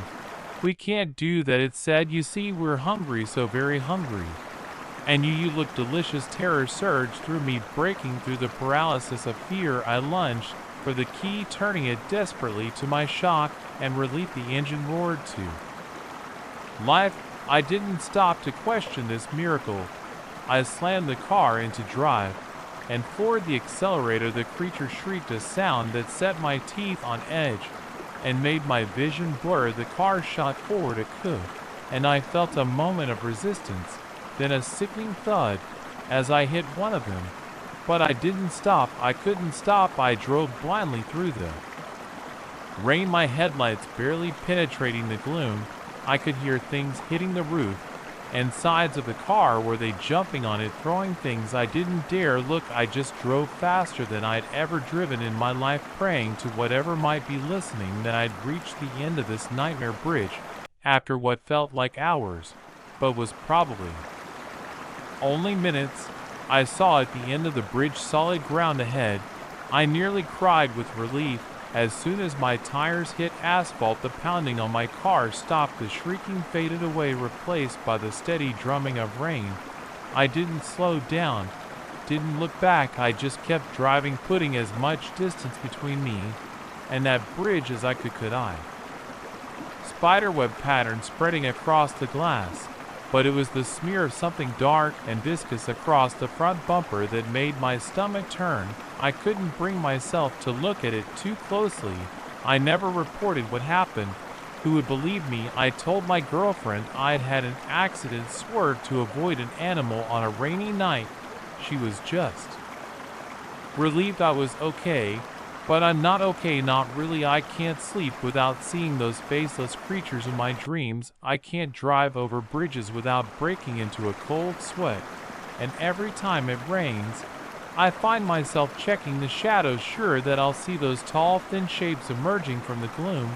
I don't know what those things were, or why they chose me that night. Were they some kind of monsters, aliens, demons, or something else entirely, something our human minds can't comprehend? All I know is that they're out there waiting on lonely bridges and deserted roads, waiting for someone's car to break down, for someone to be vulnerable and alone, waiting to help. So if you're ever driving late at night and your car breaks down in the middle of nowhere, be careful. Don't trust the shapes you see in the rain. Don't listen to the voices that offer help. And whatever you do, don't let them in, because once they've found you, they'll never truly let you go. And the next time your car breaks down, they might not take no for an answer. Flash of lightning illuminated the cave entrance, a gaping maw in the mountainside that seemed to beckon me forward. I hesitated, caught between the fury of the storm at my back and the unknown darkness ahead. Another crack of thunder made the decision for me. I plunged into the cavern, the sound of my ragged breathing echoing off the damp stone walls. I hadn't planned on going spelunking that day. It was supposed to be a simple day hike, a chance to clear my head and escape the pressures of my job and my failing relationship. But as I climbed higher into the mountains, the weather turned treacherous. The blue sky darkened to an ominous gray, and before I knew it, I was caught in one of the most violent storms I'd ever seen. Now, as I stood just inside the cave entrance, watching sheets of rain lash the forest outside, I tried to calm my racing heart. It's just a storm, I told myself. It'll pass soon, and then I can make my way back down the mountain. I fumbled in my backpack for my flashlight, grateful that I'd thought to pack it. The beam cut through the darkness, revealing a passage that stretched deeper into the mountain. Curious despite my apprehension, I took a few steps forward. That's when I saw them. At first, I thought They were just odd formations in the rock tricks of light and shadow. Moved my flashlight beam across the cave wall. I realized I was looking at paintings, ancient paintings. Crude yet eerily lifelike, depicting scenes I couldn't quite comprehend. There were human figures, stick-like and primitive, arranged in what looked like a circle. In the center of the circle was something else, something that made my skin crawl just looking at it. It was larger than the human figures, its form a twisted mass of tentacles, or perhaps elongated limbs where its head should have been. The painting showed only a dark void. I stepped closer, fascinated despite the unease growing in the pit of my stomach. As I examined the paintings, I noticed something odd. They seemed to be moving ever so slightly, as if the figures were shifting position. When I wasn't looking directly at them, I blinked. Hard sure I was imagining things. When I looked again, the paintings were still just ancient art on a cave wall, nothing more. I laughed nervously, the sound echoing in the empty cavern. Get a grip, I muttered to myself. It's just your imagination playing tricks on you. But as I turned to head back to the cave entrance, my flashlight beam caught something that made my blood run cold. There on them was a handprint, a fresh handprint, still glistening wetly in the light. Humbled backward, my heart pounding in my chest. That hadn't been there before, I was sure of it. I swept my flashlight around the cave, half expecting to see someone or something lurking in the shadows. But I was alone, or was I a sound reached my ears, then misted a whisper like dry leaves skittering across stone. It seemed to be coming from deeper within the cave. Every instinct screamed at me to run, to get out of the cave and take my chances with the storm. But a morbid curiosity kept me rooted to the spot. What if someone was hurt back there? What if they needed help? Hello, I called out, my voice shaky. Is someone there? The whispering stopped abruptly. For a long moment, there was only silence. Then, just as I was about to convince myself I'd imagined the whole thing, I heard it, a voice distant and distorted, as if coming from the bottom of a deep well. Help us, it said. Please help us. I took a step forward, then another. The beam of my flashlight danced across the cave walls, illuminating more of those unsettling paintings. They seemed to watch me as I passed, their crude faces twisted in expressions of fear, or perhaps warning. The passage narrowed as I went deeper, the ceiling lowering until I had to stoop to avoid hitting. My head grew colder, heavy with the scent of damp earth and something else, something I couldn't quite identify, but that made my nose wrinkle in disgust. Where are you? I called out. Keep talking so I can find you here, the voice replied. We're here, please hurry. I rounded a corner and found myself in a large chamber. My flashlight beam couldn't reach the far walls or the ceiling, giving the unsettling impression that the room went on forever. In the center of the chamber was a pool of dark, still water, and there at the edge of the pool I saw them, 3 figures, huddled together, as if for warmth. They were turned away from me, their forms indistinct in the dim light. Are you okay? I asked, approaching cautiously. Are you hurt? Do you need help getting out of here? They didn't respond. They didn't move at all. As I got closer, I noticed something odd about their posture. They seemed too still, too rigid, almost like my flashlight beam fell fully on them. And I realized with horror that they weren't people at all. They were statues, crude things of clay and stone, but they were positioned exactly as living people would be, their unseeing eyes fixed on the dark water of the pool. I stumbled backward, my mind reeling. If these weren't the source of the voice I'd heard, then what flashed from the pool made me jump. I swung my flashlight toward the sound, just in time to see ripples spreading across the surface of the water. Something had disturbed it, something large. As I watched, paralyzed with fear, a shape began to emerge from the pool. It rose slowly, water cascading off its form in oily rivulets.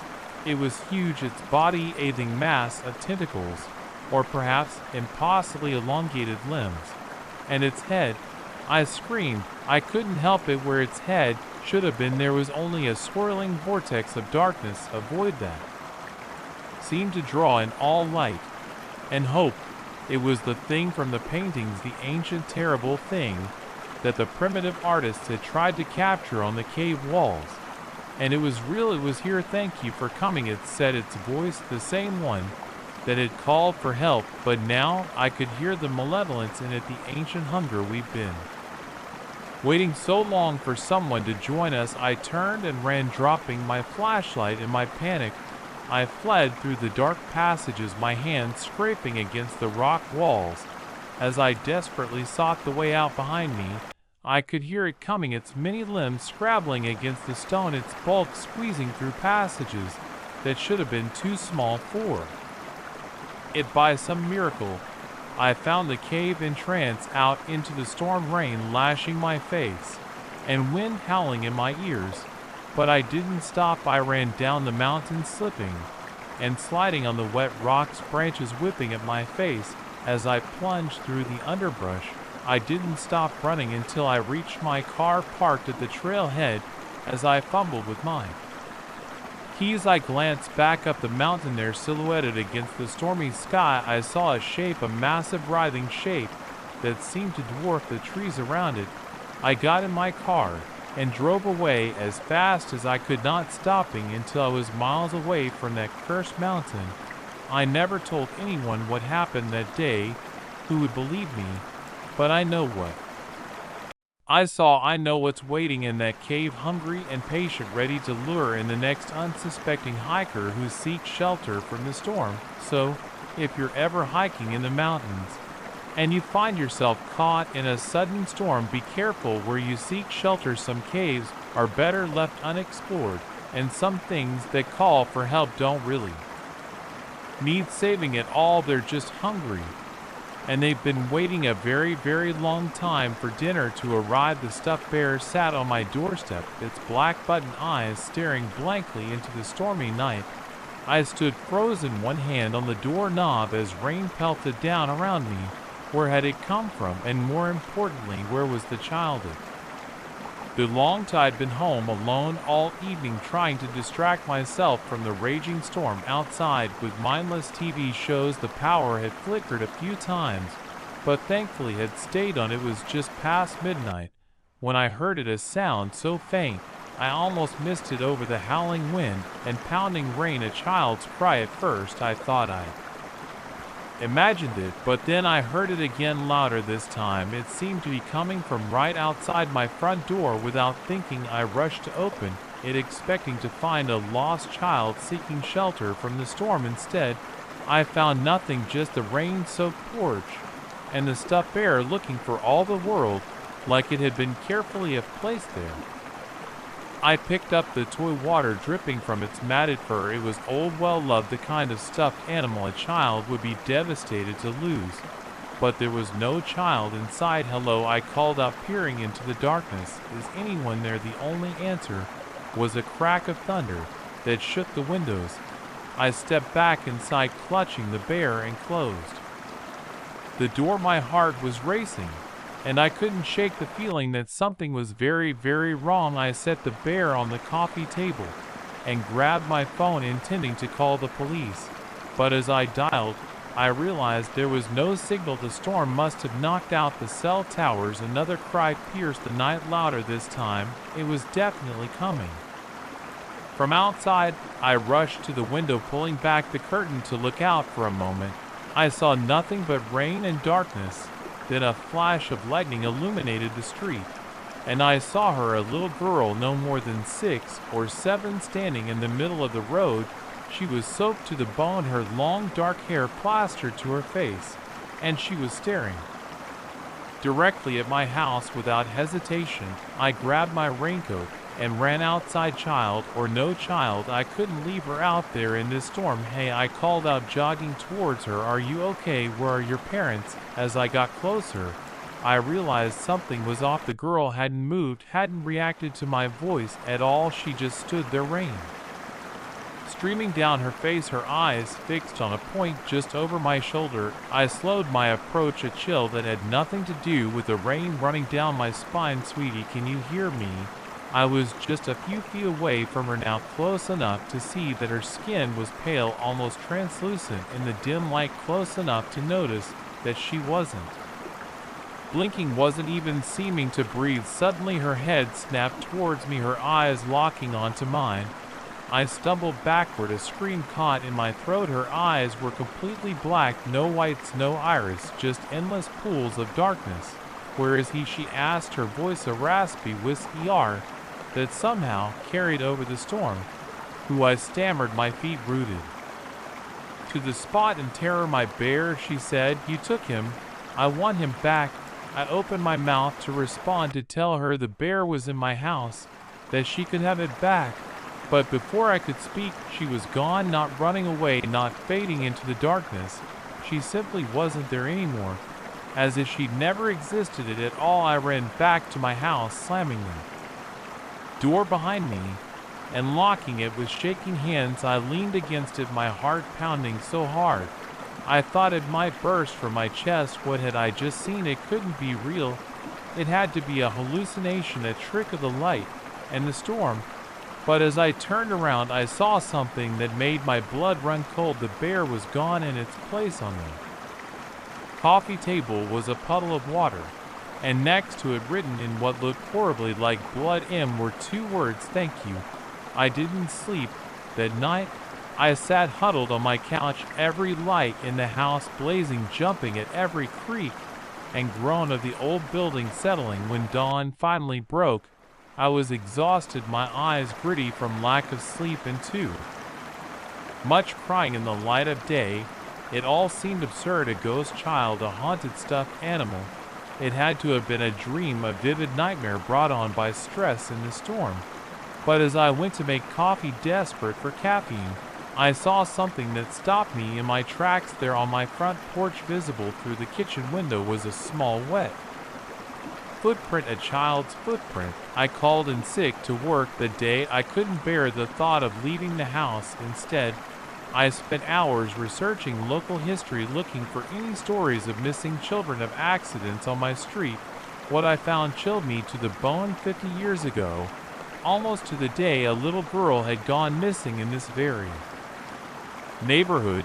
She had last been seen chasing after her favorite toy, a stuffed bear, which had blown away in a storm. Neither she nor the bear were ever found. As I stared at the old newspaper article, my hands shaking, I heard something that made my heart stop, a child's laughter coming from right outside my front door. I looked up, dreading what I might see there. Peering in through my window was the girl. She was smiling now, her black eyes crinkled at the corners. In her arms she clutched the stuffed bear. As I watched, paralyzed with fear, she raised one hand and waved, and slowly she faded away, taking the bear with her. I moved out of that house the very next day. I told my landlord some story about a job transfer, about needing to be closer to family. I couldn't bring myself to tell him the truth. Even now, years later, I can't drive down that street without my heart racing. I avoid going out in storms, and I've developed an irrational fear of stuffed animals. But sometimes late at night, when the wind is howling and rain is lashing against my windows, I swear I can hear a child's laughter. And in those moments, I wonder if she's still out there, still looking for someone to return her lost toy. So, if you ever find a stuffed animal sitting on your doorstep on a stormy night, think twice before you bring it inside. Some lost things are better left unfound, and some spirits, once invited in, never truly leave. The first hidden door I discovered was behind the old mahogany bookcase in the study.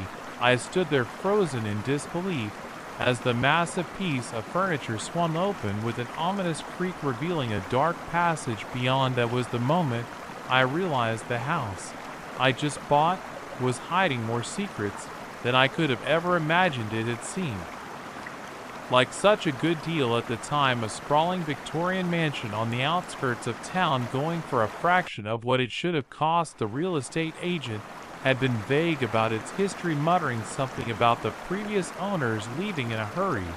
But I was too excited about the prospect of owning such a beautiful home to ask too many questions now. As I stood at the threshold of that hidden passage, I began to understand why the price had been so low. I had been living in the house for about a week when I made my first discovery.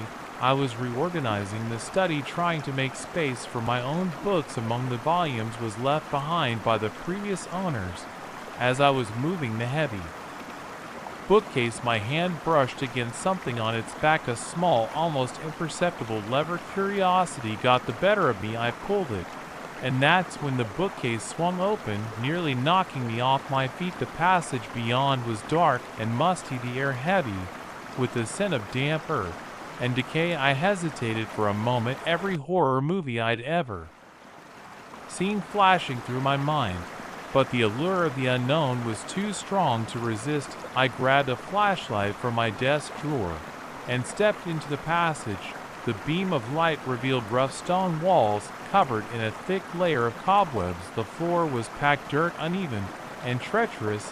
I moved slowly, careful not to trip. The passage twisted and turned, leading deeper into the bowels of the house. I lost all sense of direction, unsure if I was headed towards the front of the property or the back. Just as I was considering turning back, I came to another door.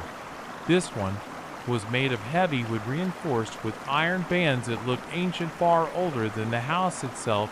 There was no visible handle or lock, just a series of strange symbols carved into its surface. I ran my fingers over the carvings, trying to make sense of them. As I traced the final symbol, I heard a click. The door swung open, revealing a room that took my breath away. It was a vast chamber, far larger than should have been possible given the dimensions of the house. Above, the walls were lined with bookshelves that stretched from floor to ceiling, filled with volumes that looked centuries old. In the center of the room stood a massive stone table, its surface covered in strange instruments and open books. But what caught my eye was the far wall. It was covered in an intricate mural depicting scenes that made my skin crawl. Creatures that deafy description, writhing masses of tentacles and eyes, humans bowing before them in supplication or fleeing in terror. And at the center of it all, a swirling vortex that seemed to pulse with an otherworldly light. I approached the mural, drawn to it despite the dread building in my stomach. As I got closer, I realized with horror that the light wasn't a trick of the paint. It was actually glowing, pulsing in a rhythm that matched the beating of my heart. I reached out, my hand trembling, and touched the surface of the mural. The moment my fingers made contact, a jolt of energy surged through me. Images flashed through my mind, glimpses of other worlds, of beings too vast and terrible to comprehend. I yanked my hand away, stumbling backward. My foot caught on something, and I fell, hitting my head on the edge of the stone table. Everything went black. When I came to, I was back in the study, lying on the floor in front of the still open bookcase. My head throbbed, and for a moment I wondered if I had dreamed the whole thing. But the dirt on my clothes and the lingering scent of that underground chamber told me it had been all too real. I slammed the bookcase shut, my hand shaking. What had I stumbled upon? What kind of people had lived in this house before me? Over the next few days, I tried to convince myself to leave, to sell the house, and never look back. But every time I thought about leaving, I felt a pull, an irresistible urge to explore further. There had to be more hidden rooms, more secrets waiting to be uncovered. And I was right. Over the next week, I discovered no less than 5 more hidden doors throughout the house. Each one led to a different chamber, each more bizarre and unsettling than the last. One room was filled with glass cases containing specimens. I couldn't begin to identify things that looked like crosses between insects and reptiles, but far larger than any earthly creature. Another held a collection of artifacts that seemed to defy the laws of physics, objects that moved on their own or changed shape when I wasn't looking directly at them. But it was the room I found in the basement that truly terrified me. It was a small circular chamber, its walls covered in mirrors. In the center stood a pedestal and on that pedestal sat a book. The book was bound in what looked disturbingly like human skin, its pages yellowed with age.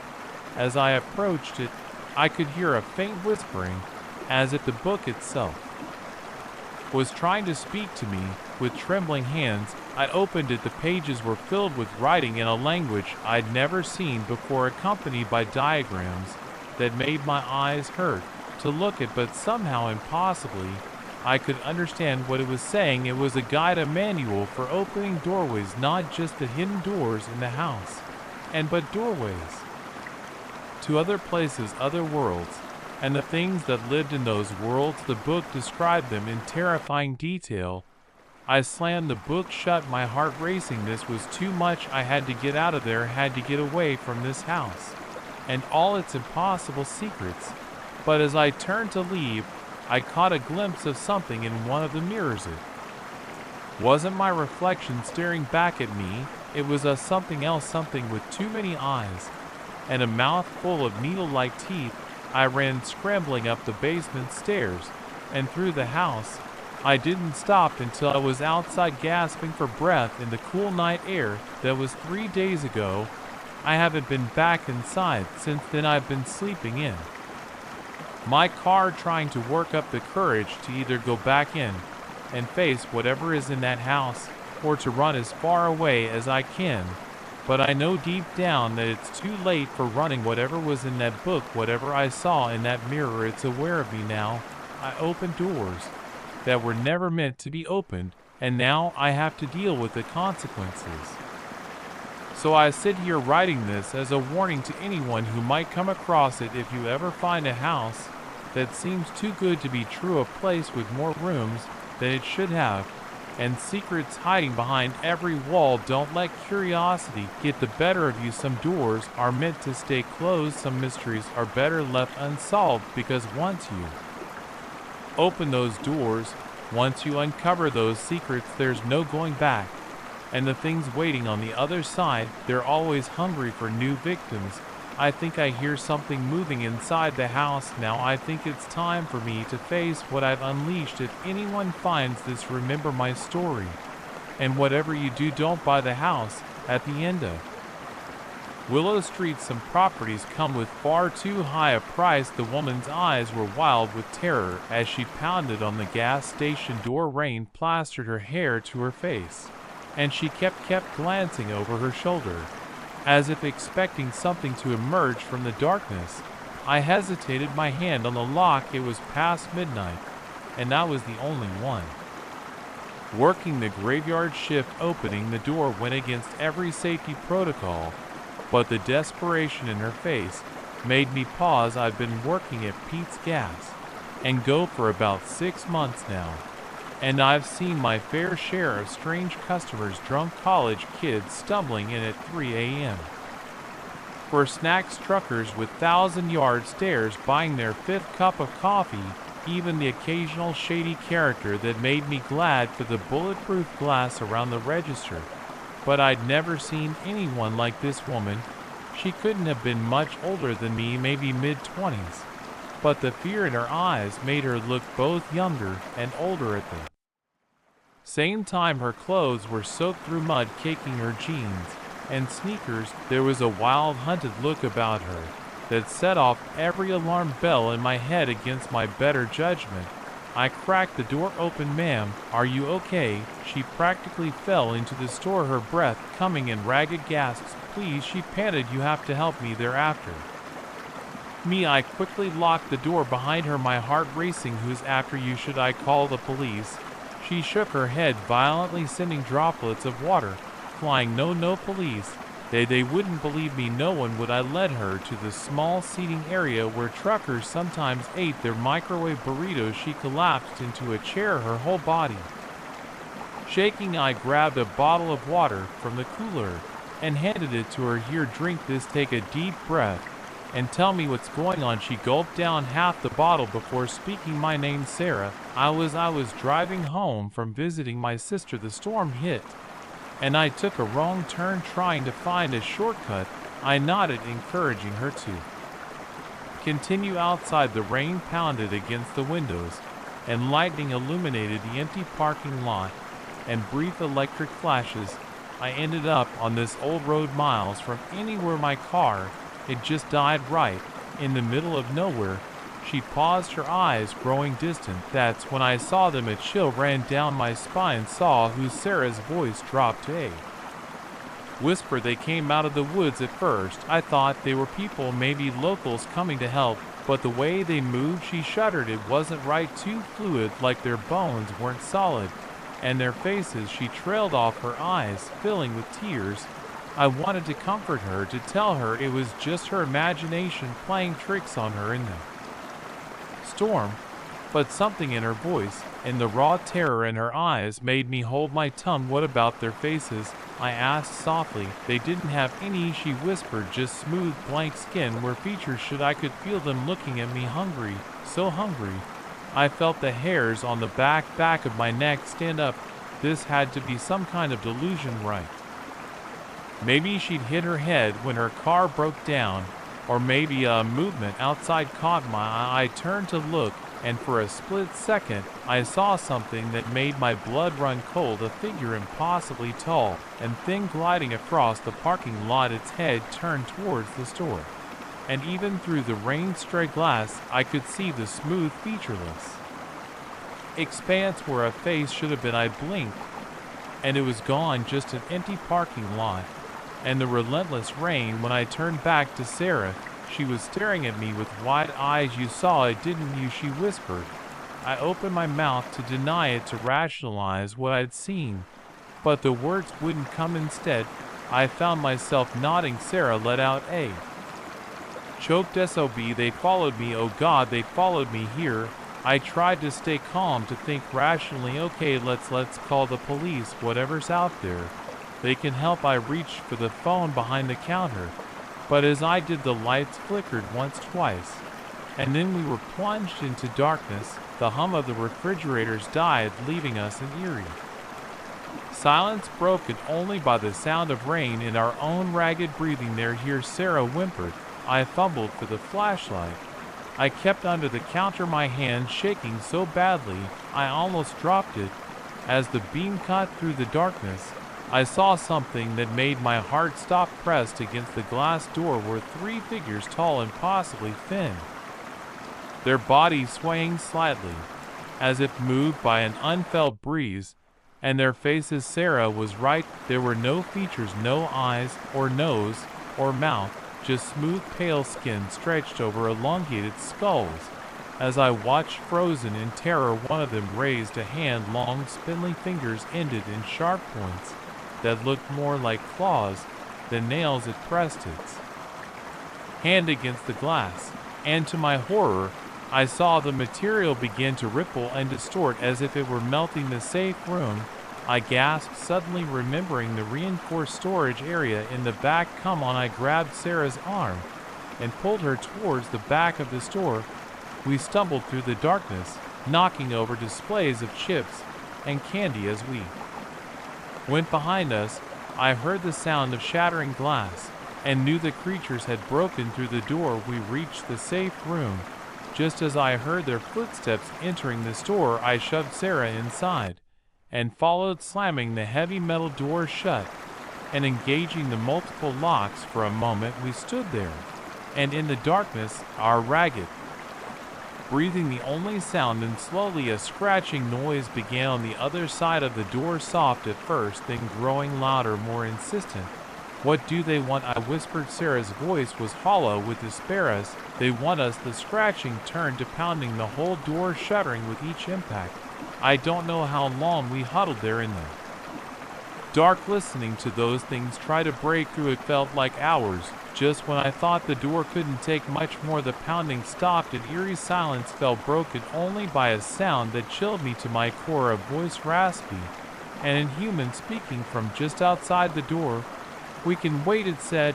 We have all the time in the world. I don't know how long we've been in here now. My phone died hours ago, and the emergency lights in the safe room are starting to dim. Sarah's asleep, or maybe unconscious. I can't bring myself to check. I'm writing this on the back of old invoices I found in here using a pen that's quickly running out of ink. I don't know if anyone will ever find this, but I need to leave a record of what happened, of what's out there. If you're reading this, if you've come to investigate why the gas on go has gone dark, please be careful. Don't trust what you see in the shadows. Don't open this door unless you're absolutely sure it's safe. And if you hear scratching in the night, if you see tall, thin figures with no faces, run as fast and as far as you can, because they're patient and they're hungry. And they're always watching. The figure stood motionless in the downpour, a dark silhouette against the gray curtain of rain. I blinked, certain my tired eyes were playing tricks. I looked again. It was still there, standing at the edge of the woods that lined a lonely stretch of road. I'd been driving for hours, pushing through the relentless storm to get home after a grueling business trip. The monotony of the windshield wipers and the hiss of tires on wet asphalt had lulled me into a trance-like state, but the sight of that figure jolted me back to full alertness. As I drew closer, I could make out more details. It was tall unnaturally, so its limbs too long and thin to be human. It wore what looked like a tattered black cloak that rippled in the wind, but it was the face, or rather the lack of one, that made my blood run cold. Where features should have been, there was only a smooth, pale expanse of skin. I gripped the steering wheel tighter, my knuckles turning white. Every instinct screamed at me to floor it, to speed past this impossible apparition. But as I approached, the figure suddenly moved. It turned its featureless face towards me and took a single fluid step onto the road. I slammed on the brakes, my car fishtailing on the wet asphalt. For a heart-stopping moment, I thought I was going to hit it, but somehow I managed to bring the car to a shuddering stop just inches from where it stood. Time seemed to stand still. Rain hammered on the roof of my car, but I barely heard it over the pounding of my own heart. The figure stood there motionless, water streaming off its form. I couldn't tear my eyes away from that blank face. Even without eyes, I could feel it staring at me, through me. Then slowly it raised one impossibly long arm and pointed off into the woods. I don't know what possessed me in that moment, fear, curiosity, some primal instinct. I couldn't name whatever it was. I found myself reaching for the door handle. My rational mind screamed in protest, but my body moved as if controlled by someone or something else. I stepped out into the rain, instantly soaked to the bone. The figure towered over me, at least 9 foot tall. Up close, I could see that what I thought was a cloak was actually part of its body, a mass of writhing, shadowy tendrils that seemed to absorb the light around them. "What do you want?" I managed to croak out, my voice barely audible over the storm. The figure didn't respond. It just kept pointing into the woods. Then, with a movement so fast I almost missed it, it was gone one moment. It was there the next. It had vanished into the tree line.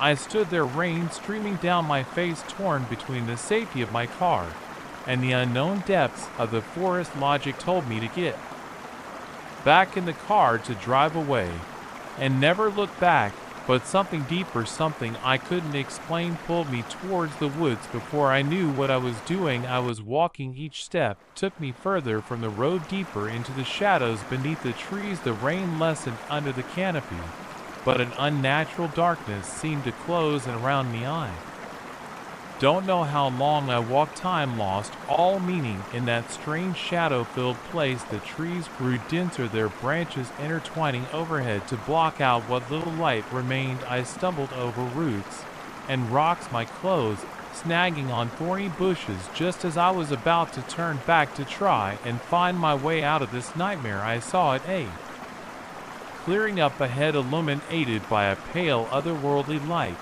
And in the center of that clearing stood a structure that defied explanation. It looked like a doorway, but not one made by human hands.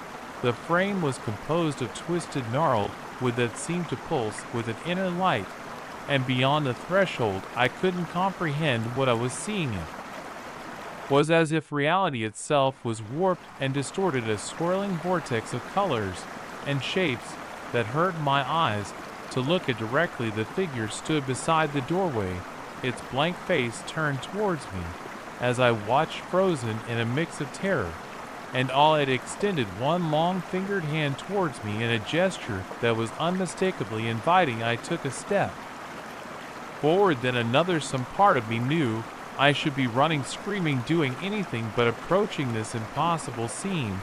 But I couldn't stop. It was as if invisible strings were pulling me forward. As I got closer, I began to hear something, whispers, countless voices speaking in languages I didn't understand, but somehow knew were ancient beyond imagining. They seemed to be coming from beyond the doorway, calling to me, promising what knowledge, power, things beyond human comprehension. I was just steps away from the threshold when a sound cut through the whispers, a car horn, loud and insistent, coming from the direction of the road. It was like a bucket of cold water snapping me out of whatever trance I'd been in. I blinked, suddenly aware of where I was and what I was doing. The figure still stood there, its hand outstretched, but now I could see the malevolence in its posture. This wasn't an invitation, it was a trap. I turned and ran. I ran faster than I ever had in my life, branches whipping at my face, roots threatening to trip me at every step. Behind me, I heard an inhuman shriek of rage that made my blood run cold. I didn't look back. I couldn't. I knew that if I did, I'd be lost forever. Somehow, I found my way back to the road. My car was still there, its headlights cutting through the rain, the horn still blaring. As I burst out of the tree line, I saw someone standing next to it, a trucker, his face a mask of concern. "Hey buddy," he called out, "you okay? I saw your car just sitting here and thought maybe you'd had an accident." I couldn't speak. I just stumbled to my car and collapsed into the driver's seat, gasping for breath. The trucker peered at me worriedly. "You sure you're alright? You look like you've seen a ghost." I managed a nod, my hand shaking as I gripped the steering wheel. "I'm fine," I coked. "Just got turned around in the woods. Thank you for stopping." He didn't look convinced, but nodded. "All right, then you be careful out there, storm's getting worse."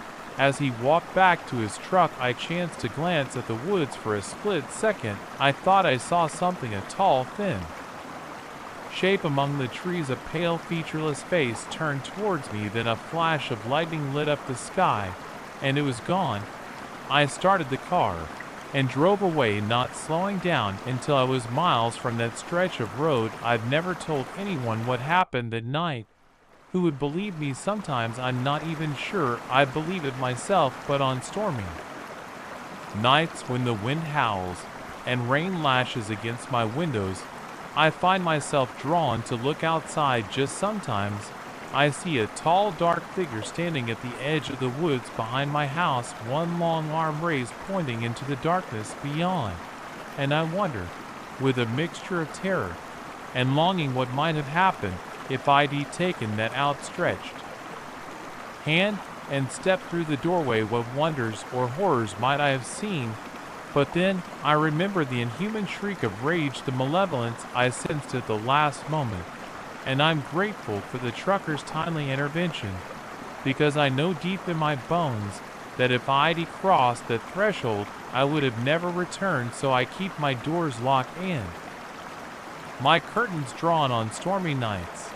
And if I ever find myself driving down a lonely road in the rain, I keep my eyes fixed firmly ahead, because some mysteries are better left unsolved and some doors are meant to stay closed. The water crept up the basement stairs inch by relentless inch. I stood at the top watching helplessly as years of memories and mementos were slowly swallowed by the murky flood. But it wasn't the loss of possessions that sent a chill down my spine. It was the realization that the water seemed to be coming from somewhere it shouldn't, somewhere impossible. I had lived in this house for nearly a decade, weathering countless storms without issue, but this one was different. Rain had been falling for days, a constant deluge that turned the world outside into a gray, soft, modern mess. At first, I wasn't worried. The house had always been dry, its foundation solid, but then I heard it, a low gurgling sound coming from the basement. When I opened the door to investigate, I was met with a rush of cold, damp air and the sight of water steadily rising up the stairs. I spent the next few hours frantically trying to salvage what I could, hauling boxes and furniture up to the main floor. It was as I was making what I hoped would be my final trip down that I noticed something odd. The water wasn't just coming up through the usual spots, the drain in the floor, the small cracks in them walls. No, it seemed to be emanating from a specific point, a dark corner of the basement I'd never paid much attention to before. Curious despite my exhaustion, I waded through the water towards that corner. As I got closer, I realized there was something there hidden behind an old shelving unit. I'd never bothered to move. With a grunt of effort, I shoved the shelves aside. What I found made my heart skip a beat. There, set into the wall, was a door that absolutely should not have been there.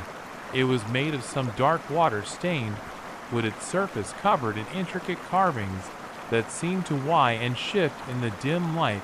An ornate brass handle gleamed dully, untarnished despite the moisture all around it. I stood there, water lapping at my thighs, staring at this impossible door. The rational part of my mind insisted that it couldn't be real, that I must be hallucinating from stress and lack of sleep, but I could feel the solid wood under my fingertips as I traced the strange symbols carved into its surface. That's when I noticed the water. It wasn't just rising around me, it was actively flowing out from under the door, as if an entire ocean lay on the other side. I knew I should leave, should get out of the basement, and call the police, the fire department. Who would believe me about a mysterious water-spewing door that had appeared in my basement? That fatal human flaw got the better of me before I could talk myself out of it. I gripped the handle and turned. The door swung open with surprising ease, and I found myself face to face with nothing, just an impenetrable darkness that seemed to swallow the beam of my flashlight. But the sound, oh the sound, it was like standing at the edge of a vast underground sea. I could hear waves crashing against distant shores, and something else, something that sounded disturbingly like voices calling from somewhere in that darkness. I leaned forward, straining to hear what they were saying. That was my mistake. In an instant, the gentle flow of water became a raging torrent. It hit me like a physical blow, knocking me off my feet and pulling me towards the open door. I scrambled for purchase, my fingers scrabbling against the slick floor. But it was no use, the current was too strong. As I was swept towards that yawning blackness, I caught a glimpse of something moving in the depths, something massive with too many limbs and eyes that glowed with an eldritch light. As at the last second my hand caught the door frame, I hung there, half in and half out of that impossible space, the roar of otherworldly waters filling my ears. With a desperate surge of strength, I managed to pull myself back and slam the door shut. The flow of water stopped instantly. I lay there on the basement floor, gasping for breath, my mind reeling from what I just experienced. Slowly I became aware that the water level was dropping. Within minutes, it had receded entirely, leaving behind nothing but puddles and water-stained walls. And the door, it was still there, solid and real, mocking everything I thought I knew about the world. I spent the next few days in a daze, alternating between convincing myself it had all been some kind of stress-induced hallucination and standing in front of that door, my hand on the knob, wondering what would happen if I opened it again. I thought about calling someone, telling them what had happened, but every time I picked up the phone, the words died in my throat. Who would believe me? They'd think I was crazy. Hell, I wasn't entirely sure I wasn't crazy. It was on the third night that I heard it, a soft tapping coming from the basement. Tap, tap, tap, like something gently knocking on the other side of that door. I tried to ignore it, burying my head under my pillow, but the tapping continued, growing louder, more insistent. Finally, unable to stand it any longer, I crept down to the basement. The door was vibrating slightly, the tapping now a steady rhythm that I could feel in my bones, and underneath that sound I could hear voices again, whispering, calling, promising I don't know how long I stood there, my hand hovering over the knob. Part of me was terrified, remembering the thing I glimpsed in that otherworldly sea. But another part, a part one didn't want to acknowledge, was fascinated what lay beyond that door, what knowledge, what wonders, what horrors. In the end, it was a sudden silence that decided me. The tapping stopped, the whispers faded, and I was left alone in my quiet basement. Slowly, I turned away from the door and walked back upstairs. The next morning, I called a realtor. I couldn't stay in this house. Not with that door in the basement, not with the constant temptation to open it again. I didn't tell the realtor about it, of course, just said I needed a change of scenery. As I write this, sitting in my new apartment across town, I can't help but wonder about the family that moved into my old house. Have they discovered the door yet? Have they been tempted to open it? Or is it lying dormant, waiting for the next big storm to reveal its presence? Sometimes late at night, I find myself driving past my old house. I never stop, never get out of the car. I just slow down, peering at the basement windows, half expecting to see water gushing out or tentacles writhing behind the glass. So far, all has been quiet, but I know it's only a matter of time, because that door is still there, hidden in the dark of the basement. And whatever lies on the other side, it's patient, it can wait, and sooner or later someone will open that door again. I just pray they're strong enough to close it. As for me, I've learned a valuable lesson. Some doors are meant to stay closed, some mysteries are better left unsolved, because once you glimpse what lies beyond, you can never truly go back to the way things were before. So, if you ever find a door where one shouldn't be, especially if it seems to be the source of an impossible flood, walk away, no matter how curious you are, no matter what promises you hear whispered from the other side. Walk away, and don't look back, because some waters run far deeper than we can imagine, and some tides, once unleashed, can never be turned back. The first footstep echoed through the empty house like a gunshot. I froze, my heart pounding in my chest, straining to listen. It came again, a slow, deliberate step creaking across the floorboards above me. But that was impossible. I was supposed to be alone. I'd been house-sitting for my friend Sarah for a week, enjoying the solitude of her sprawling Victorian home on the outskirts of town. It was a welcome break from my cramped apartment and noisy neighbors.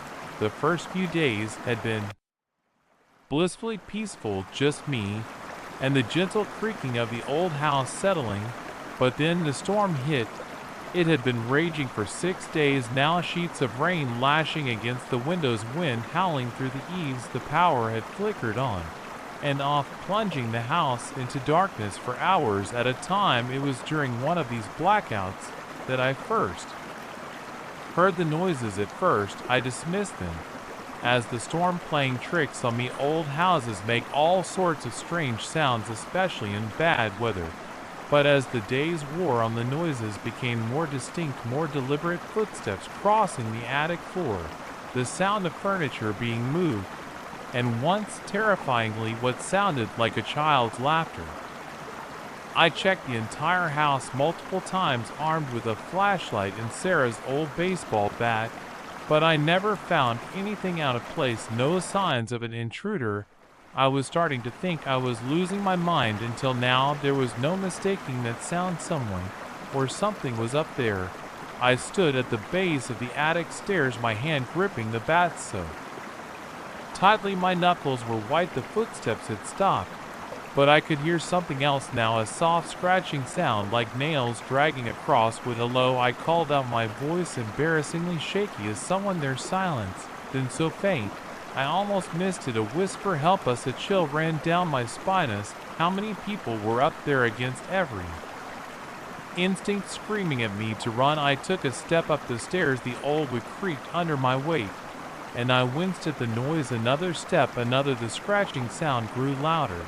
As I reached the top of the stairs, I fumbled for the light switch. It clicked uselessly. The power was still out. I raised my flashlight, its beam cutting through the gloom of The attic was cluttered with the usual detritus of a long-lived and home, old furniture draped in sheets, boxes of Christmas decorations, trunks filled with who knows what, but my eyes were drawn to the far corner, where the scratching sound was coming from. There, huddled behind a stack of boxes, I saw movement.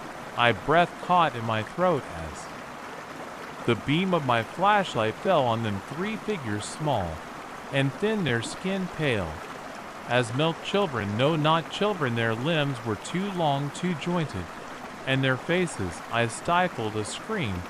Where eyes should have been, there were only dark, empty sockets. Their mouths were too wide, filled with needle-like teeth.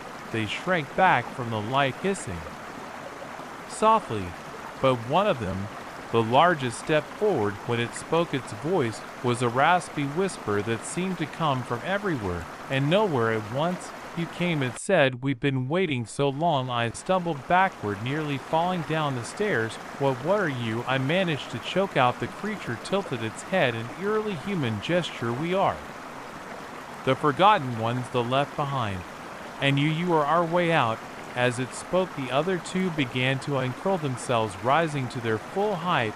They were taller than I'd first thought, their limbs unfolding like some grotesque origami. "Stay back," I warned, raising the bat. But my arms were shaking so badly, I doubt I could have swung it if I tried to. Leader took another step forward. "We mean you no harm," it said, its lipless mouth forming the words with difficulty.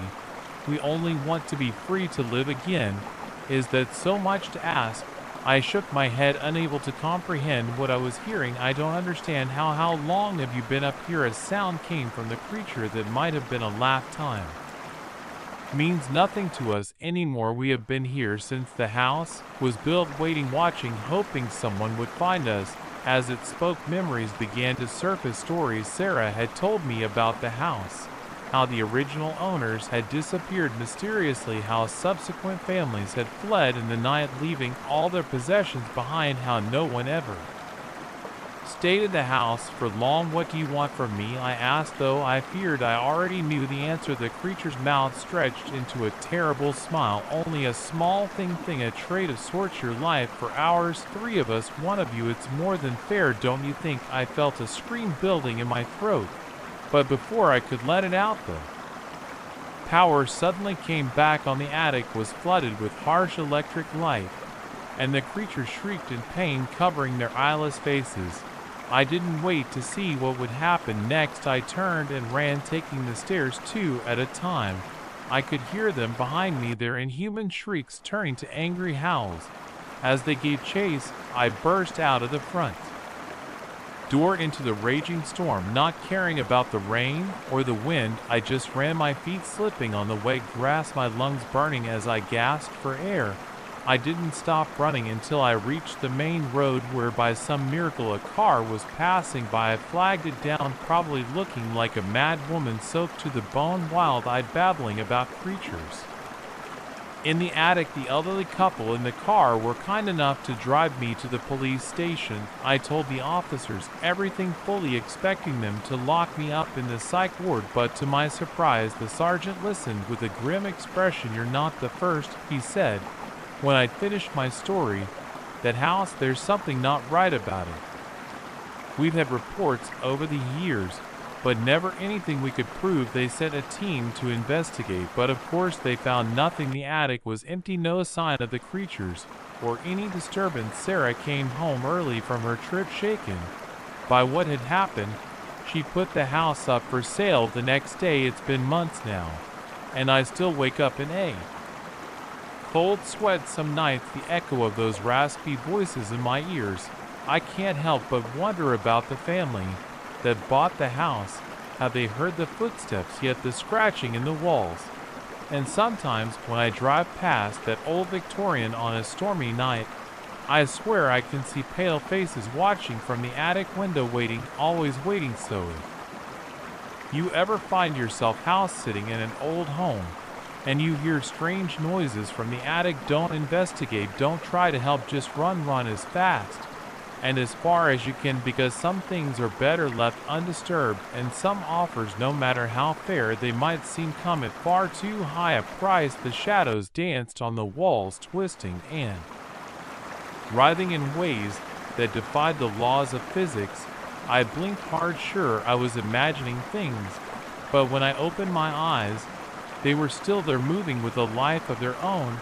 It was the third night of the blackout, and I was starting to think I was losing my mind. The storm had hit us hard, knocking out power to the entire neighborhood. At first it had been almost fun, a break from the monotony of everyday life, an excuse to light candles and pretend we were living in a simpler time. But as the days wore on, and the electricity showed no signs of returning, the novelty wore thin. I'd been sitting in my living room, a single candle flickering on the coffee table, trying to distract myself with a book, but the word swam on the page, and I found my eyes drawn to the shadows on the wall. They seemed to pulse with the candle light, stretching and contracting in impossible ways. I watched, mesmerized, as one shadow in particular began to take shape. It looked almost human. I shook my head, trying to clear it. Lack of sleep and too much canned food were clearly taking their toll. I was about to blow out the candle and try to get some rest when a flash of lightning illuminated the room. In that brief electric moment, I saw it clearly. The shadow on the wall wasn't just human-shaped, it was looking at me. I scrambled backward, knocking over the candle. In my haste, the room plunged into darkness, broken only by the intermittent flashes of lightning from outside. Heart pounding, I fumbled for my phone, cursing as I remembered the battery had died hours ago. I needed light. I needed to see. I stumbled to the kitchen, banging my shin on the coffee table as I went. My hands shook as I searched the drawers for matches or a flashlight, anything to push back the darkness. Finally, my fingers closed around a book of matches. I struck one, the small flame casting a weak glow around me, and they're reflected in the window. I saw them, shadows, dozens of them, not formless patches of darkness, tomorrow, but distinct shapes, human shapes. They moved across the glass, their non-existent eyes fixed on me. I dropped the match, plunging the kitchen into darkness once more. This couldn't be real. I was dreaming, hallucinating, anything but actually seeing these impossible things. Another flash of lightning, and I saw them again, closer now, no longer confined to the walls or windows. They seemed to be moving through the air itself, drifting towards me with terrible purpose. I ran out of the kitchen, through the living room, up the stairs. I slammed my bedroom door shut, leaning against it, as if my weight could keep the shadows at bay. For a long moment, there was only the sound of my ragged breathing and the storm raging outside. Then softly at first, but growing louder, I heard it, a scratching sound like nails dragging across wood, coming from the other side of the door. This isn't real, I whispered to myself. This can't be real. But the scratching continued, growing more insistent with each passing second, and beneath it, I could hear something else, whispers, countless voices speaking in languages I didn't understand, but that filled me with a deep primal dread. I pressed my hands over my ears, trying to block out the sound, but the voices seemed to be inside my head now, growing louder, more insistent. A particularly loud crack of thunder shook the house, and with it came a blinding flash of lightning. In that moment of illumination, I saw them seeping under the door, living shadows flowing across the floor like spilled ink. I scrambled onto my bed, watching in horror as the shadows began to take shape. They rose from the floor, forming into vaguely human silhouettes, but there was nothing human about the way they moved, gliding across the room with a fluidity that made my stomach churn. One of them reached out, its arm elongating and possibly stretching towards me. I could feel the cold emanating from it, a deep, penetrating chill that seemed to reach into my very soul. What do you want? I managed to choke out, my voice barely above a whisper. The shadow paused, its featureless head tilting to one side. When it spoke, its voice was like dry leaves rustling in the wind. To live, it said, to be whole again. I don't understand, I said, pressing myself against the headboard, trying to put as much distance between myself and the shadow as possible. We are the forgotten, another shadow said, its voice like gravel grinding together, the lost, the abandoned. And you can bring us back. I shook my head, unable to comprehend what I was hearing. How I can't, it's simple, the first shadow said. Moving closer, we need a vessel, a body, yours will do nicely. Terror surged through me, breaking through the paralysis of fear. I lunged for the window, my only possible escape route. But as my hand touched the latch, I felt something cold wrapped around my ankle. I looked down to see a tendril of shadow coiled around my leg. It pulled, and I fell, hitting the floor hard. The shadows converged on me, their cold forms pressing in from all sides. I tried to scream, but no sound came out. The shadows were all around me now, seeping into my skin, filling my lungs. I could feel them inside me, a deep, penetrating cold that was quickly numbing my body and mind. As my vision began to fade, I saw one last flash of lightning. In that final moment of clarity, I understood these weren't just shadows. They were something older, something that had existed in the dark places of the world long before humans ever walked the earth. And now they were taking back what they saw as rightfully theirs. The last thing I heard before consciousness slipped away was a chorus of whispers, 1,000 voices speaking as one. Thank you for letting us in. When I awoke, the power was back on. Sunlight streamed through my bedroom window, and the storm had passed. For a moment, I thought it had all been a terrible nightmare. But as I stood up, I caught sight of my reflection in the mirror. My eyes were different, darker, and when I smiled, it wasn't my smile at all. They were right, it was simple, they just needed a way in. And in my fear and confusion, I had given it to them. Now, as I write this, I can feel them inside me, waiting, watching. They're patient. They've waited thousands of years for this chance. They can wait a little longer to fully take control. So, if you ever find yourself in a long blackout surrounded by candlelight and strange shadows, be careful. Don't look too closely at the darkness. Don't listen to the whispers. And whatever you do, don't let them in, because once they're inside, they never truly leave. And the person who emerges on the other side, well, they might look like you, they might sound like you, but believe me when I say it won't be you at all. The rusted padlock crumbled in my hand, decades of neglect finally giving way. The heavy door creaked open, revealing the yawning darkness beyond. As the beam of my flashlight cut through the gloom, I couldn't shake the feeling that we were about to stumble into something we shouldn't. Are you sure about this? Sarah whispered, her breath visible in the chilly night air. I nodded, trying to project more confidence than I felt. Come on, it'll be an adventure. How often do you get to explore an abandoned asylum? Our little group of four, me, Sarah, Mike, and Jess, had been planning this excursion for weeks. Hillcrest Asylum had been shut down in the 70s. After a series of scandals and mysterious patient deaths, it had stood empty ever since, a decaying monument to a darker time in mental health treatment. We'd heard all the stories, of course, ghost sightings, strange noises, people going in and never coming out. But we were skeptical, armed with our flashlights and our certainty that there were no such things as ghosts. As we stepped inside, the musty smell of decay hit us like a wall. Debris crunched under our feet, broken tiles, shattered glass, the detritus of half a century of abandonment. This place is creepy as hell, Mike muttered, his flashlight beam dancing nervously across the walls.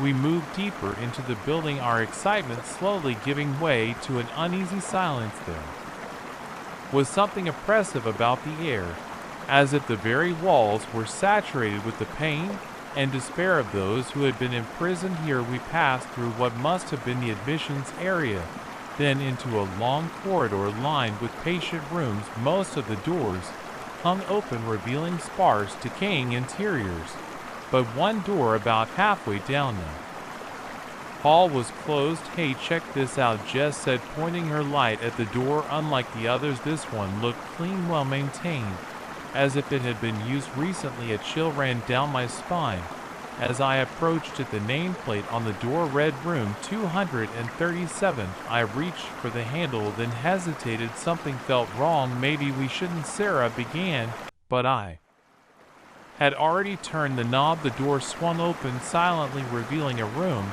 that looked nothing like the others we'd seen. It was immaculate, as if frozen in time. A neatly made bed, a desk with papers stacked on it, even curtains hanging at the barred window.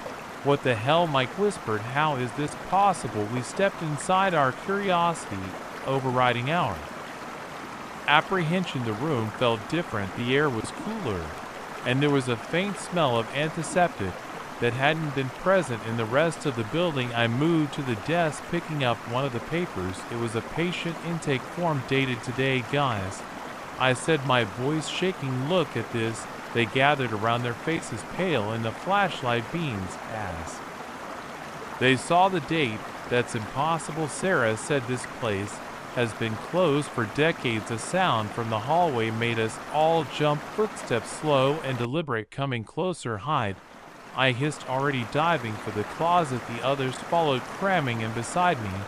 We barely got the door closed before we heard someone enter the room through the slats in the closet door. I could see a figure moving around the room. It was dressed in what looked like an old-fashioned nurse's uniform, complete with a starched white cap.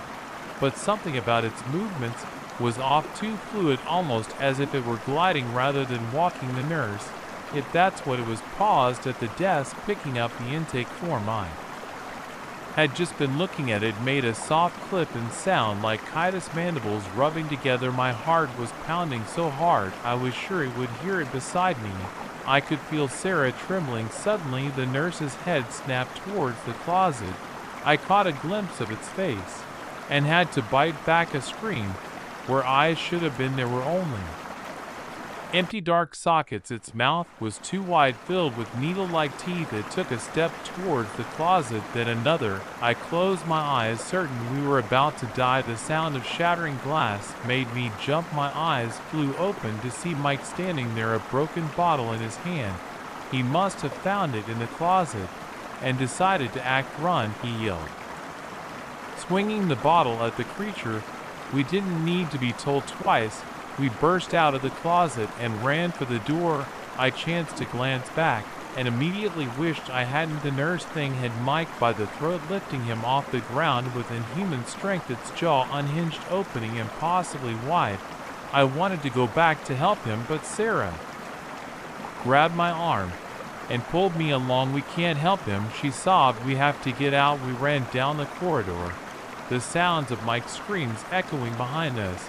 But they weren't alone. Other doors were opening, more of those. Some wore nurse uniforms, others patient gowns. All had those terrible empty eyes and two wide mouths. We reached the main entrance, but the door we'd come through was gone. In its place was a solid wall. No, just moan pounding on the wall. This can't be happening. The creatures were getting closer, their movements becoming more frenzied. As they sensed their prey was cornered there, Sarah pointed to a window. Without hesitation, we ran for it. I grabbed a chair and smashed it against the glass. It shattered, and we climbed through, ignoring the cuts from the broken shards. We fell to the ground outside the cool night air, a shock after the stifling atmosphere of the asylum. To my amazement, we were no longer in the overgrown grounds we crossed earlier. We were in a well-maintained lawn with modern cars parked nearby. A security guard came running up, his flashlight beam blinding us. Hey, what are you doing? This is a restricted area. We babbled our story, telling him about the creatures, about Mike. He looked at us like we were insane. Lady, I don't know what you're on, but this is a working hospital, has been for years now. Come with me. We need to get you checked out. As he led us away, I looked back at the building. It was no longer the decaying ruin we'd entered. It was a modern, well-lit facility. But there, in a second-floor window, I saw a figure watching us, a nurse with empty eyes and a mouth full of sharp teeth. It waved a slow, mocking gesture, then it was gone. We spent the night in the police station trying to explain what had happened. They didn't believe us, of course. How could they? We were drug tested, questioned, eventually released with a warning about trespassing. Mike was never found. The official story is that he ran off spooked by nearly getting caught. But we know the truth. Sometimes late at night, I think I can hear his screams. And when I close my eyes, I see those empty sockets staring at me, that too wide mouth opening to reveal rows of needle-like teeth. We tried to go back once in the daylight, but we couldn't find the asylum. The road we'd taken that night simply wasn't there. I don't know what happened that night. Were we somehow transported to another time, another reality, or did we stumble into something older, something that has always been there, hiding just beneath the surface of our world? All I know is that I'll never look at an abandoned building the same way again, because sometimes the things we think are empty are anything but, and sometimes the past isn't as dead as we'd like to believe. So, if you're ever tempted to explore an abandoned place on a dark, rainy night, don't. Some doors are better left unopened, some mysteries better left unsolved, because once you've seen what lurks in the shadows, you can never unsee it, and they'll be waiting for you with their empty eyes and hungry smiles, ready to welcome you into their world forever. This steam-filled bathroom mirror reflected a shadowy figure that wasn't my own. For a split second, as I wiped away the condensation, I saw it, tall, unnaturally thin, with eyes that glowed in the dim light.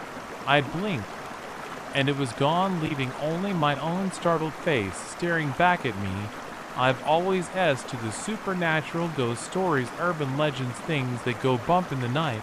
I dismiss them all as products of overactive imaginations or too much late-night television. But what happened in my bathroom that stormy night shook my disbelief to its core. It had been raining for days, the kind of relentless downpour that makes you wonder if it'll ever stop. I'd been cooped up in my apartment and working from home, the constant drumming of rain on the windows my only companion. By the 5th day, I was starting to feel a bit stir-crazy. I decided a hot shower might help clear my head. As I stood under the steaming water, I could hear the storm raging outside, wind howling around the corners of the building. The bathroom was filled with steam, the mirror completely fogged over. It was as I was stepping out of the shower, reaching for my towel, that I felt it, a sudden chill, as if a cold breeze had swept through the room. I shivered, quickly wrapping the towel around myself. That's when I noticed the mirror. The steam had cleared in one spot, a perfect hand in print much larger than my own. I stared at it, a sense of unease growing in the pit of my stomach. I hadn't touched the mirror yet, trying to shake off the eerie feeling. I reached out to wipe away the rest of the condensation. That's when I saw it, the figure in the mirror. It was only there for an instant, but the image burned itself into my mind, tall and gaunt, with limbs that seemed too long for its body, and those eyes they glowed with an otherworldly light fixed directly on me. I stumbled backward, nearly slipping on the wet tile. When I looked back at the mirror, it showed only my own reflection, pale and wide-eyed with shock. Get a grip, I muttered to myself, trying to calm my racing heart. It's just your imagination playing tricks on you. But as I turned to leave the bathroom, I saw something that made my blood run cold. There on the steaming glass of the shower door was a message written in long spidery letters. I see you. I ran from the bathroom, slamming the door behind me. My mind was reeling, trying to make sense of what I'd just seen. It couldn't be real. It had to be some kind of prank or a hallucination brought on by too many days of isolation. I spent the rest of the evening huddled on my couch, every creak and groan of the old building making me jump. I tried to distract myself with TV, with books, with anything that might take my mind off what had happened in the bathroom. But my eyes kept straying to that closed door, half expecting to see a shadowy figure emerge as night fell.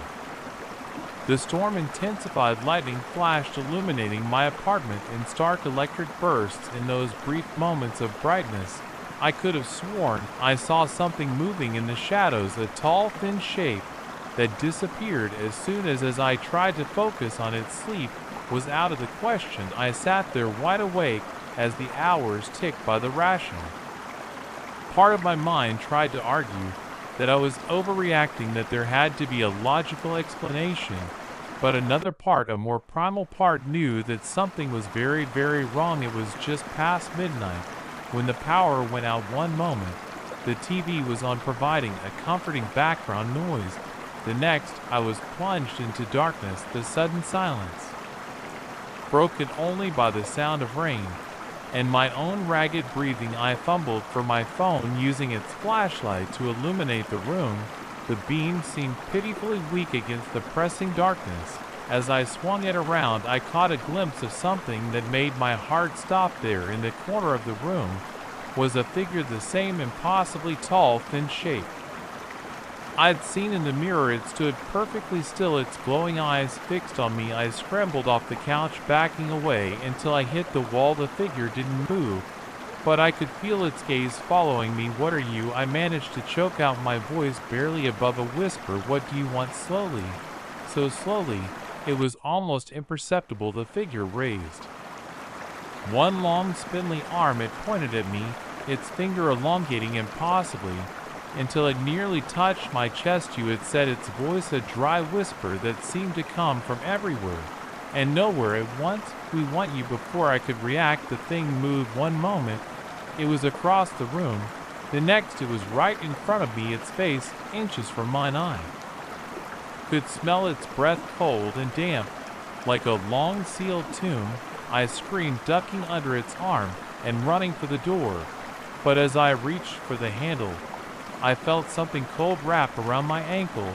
I looked down to see a tendril of shadows, solid as rope, coiled around my leg. The thing pulled, and I fell, hitting the floor hard as I struggled to get up. More shadowy tendrils emerged from the darkness, wrapping around my arms and legs. "No," I gasped, fighting against the icy bonds. "Please, no." The figure loomed over me, its body seeming to blend with the shadows around it, its mouth open, revealing rows of needle-like teeth. "We have waited so long," it hissed, "so long for someone to see us, to let us in. Now finally you have." I felt the shadows tightening around me, pulling me towards the creature's gaping end. I closed my eyes, certain that this was the end. And then suddenly light flooded the room. The power had come back on. The creature shrieked, a sound of fury and pain that made my ears ring. I felt the shadowy bonds loosen, then disappear entirely. When I opened my eyes, the thing was gone. I scrambled to my feet, not wasting a second. I ran out of the apartment, down the stairs, and into the rain-soaked night. I didn't stop running until I reached a 24-hour diner several blocks away. I spent the rest of the night there, huddled in a booth, jumping at every shadow. When dawn finally broke, I went to a hotel, unable to face the thought of returning to my apartment. It's been weeks now, and I still haven't gone back. I've sent friends to collect some of my things, but I can't bring myself to step foot in that place again.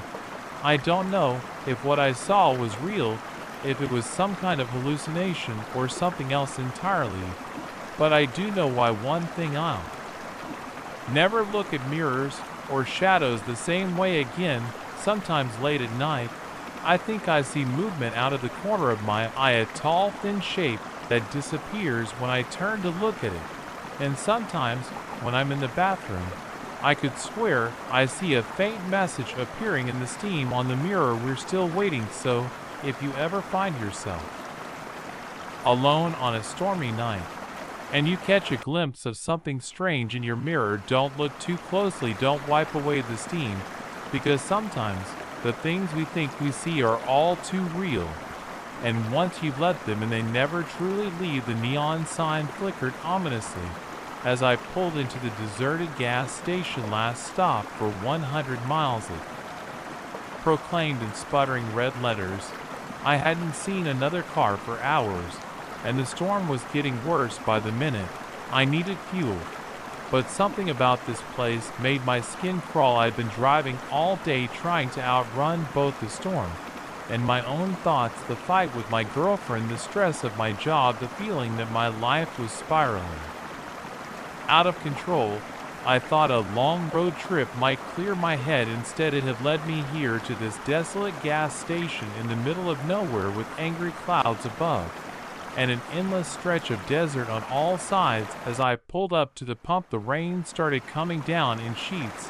I cursed under my breath, realizing I'd have to get out in this downpour to fill up. I sat there for a moment, watching the rain hammer against my windshield, trying to work up the courage to face the elements. That's when I saw them. At first, I thought it was just a trick of the light shadows playing in the rain. But as I squinted through the deluge, I could make out shapes moving at the edge of the flickering light, cast by the station's fluorescence. People, no, not people. The shapes were too tall, too thin, their movements too fluid to be human. They emerged from the darkness like ghosts, dark silhouettes against the gray backdrop of the storm.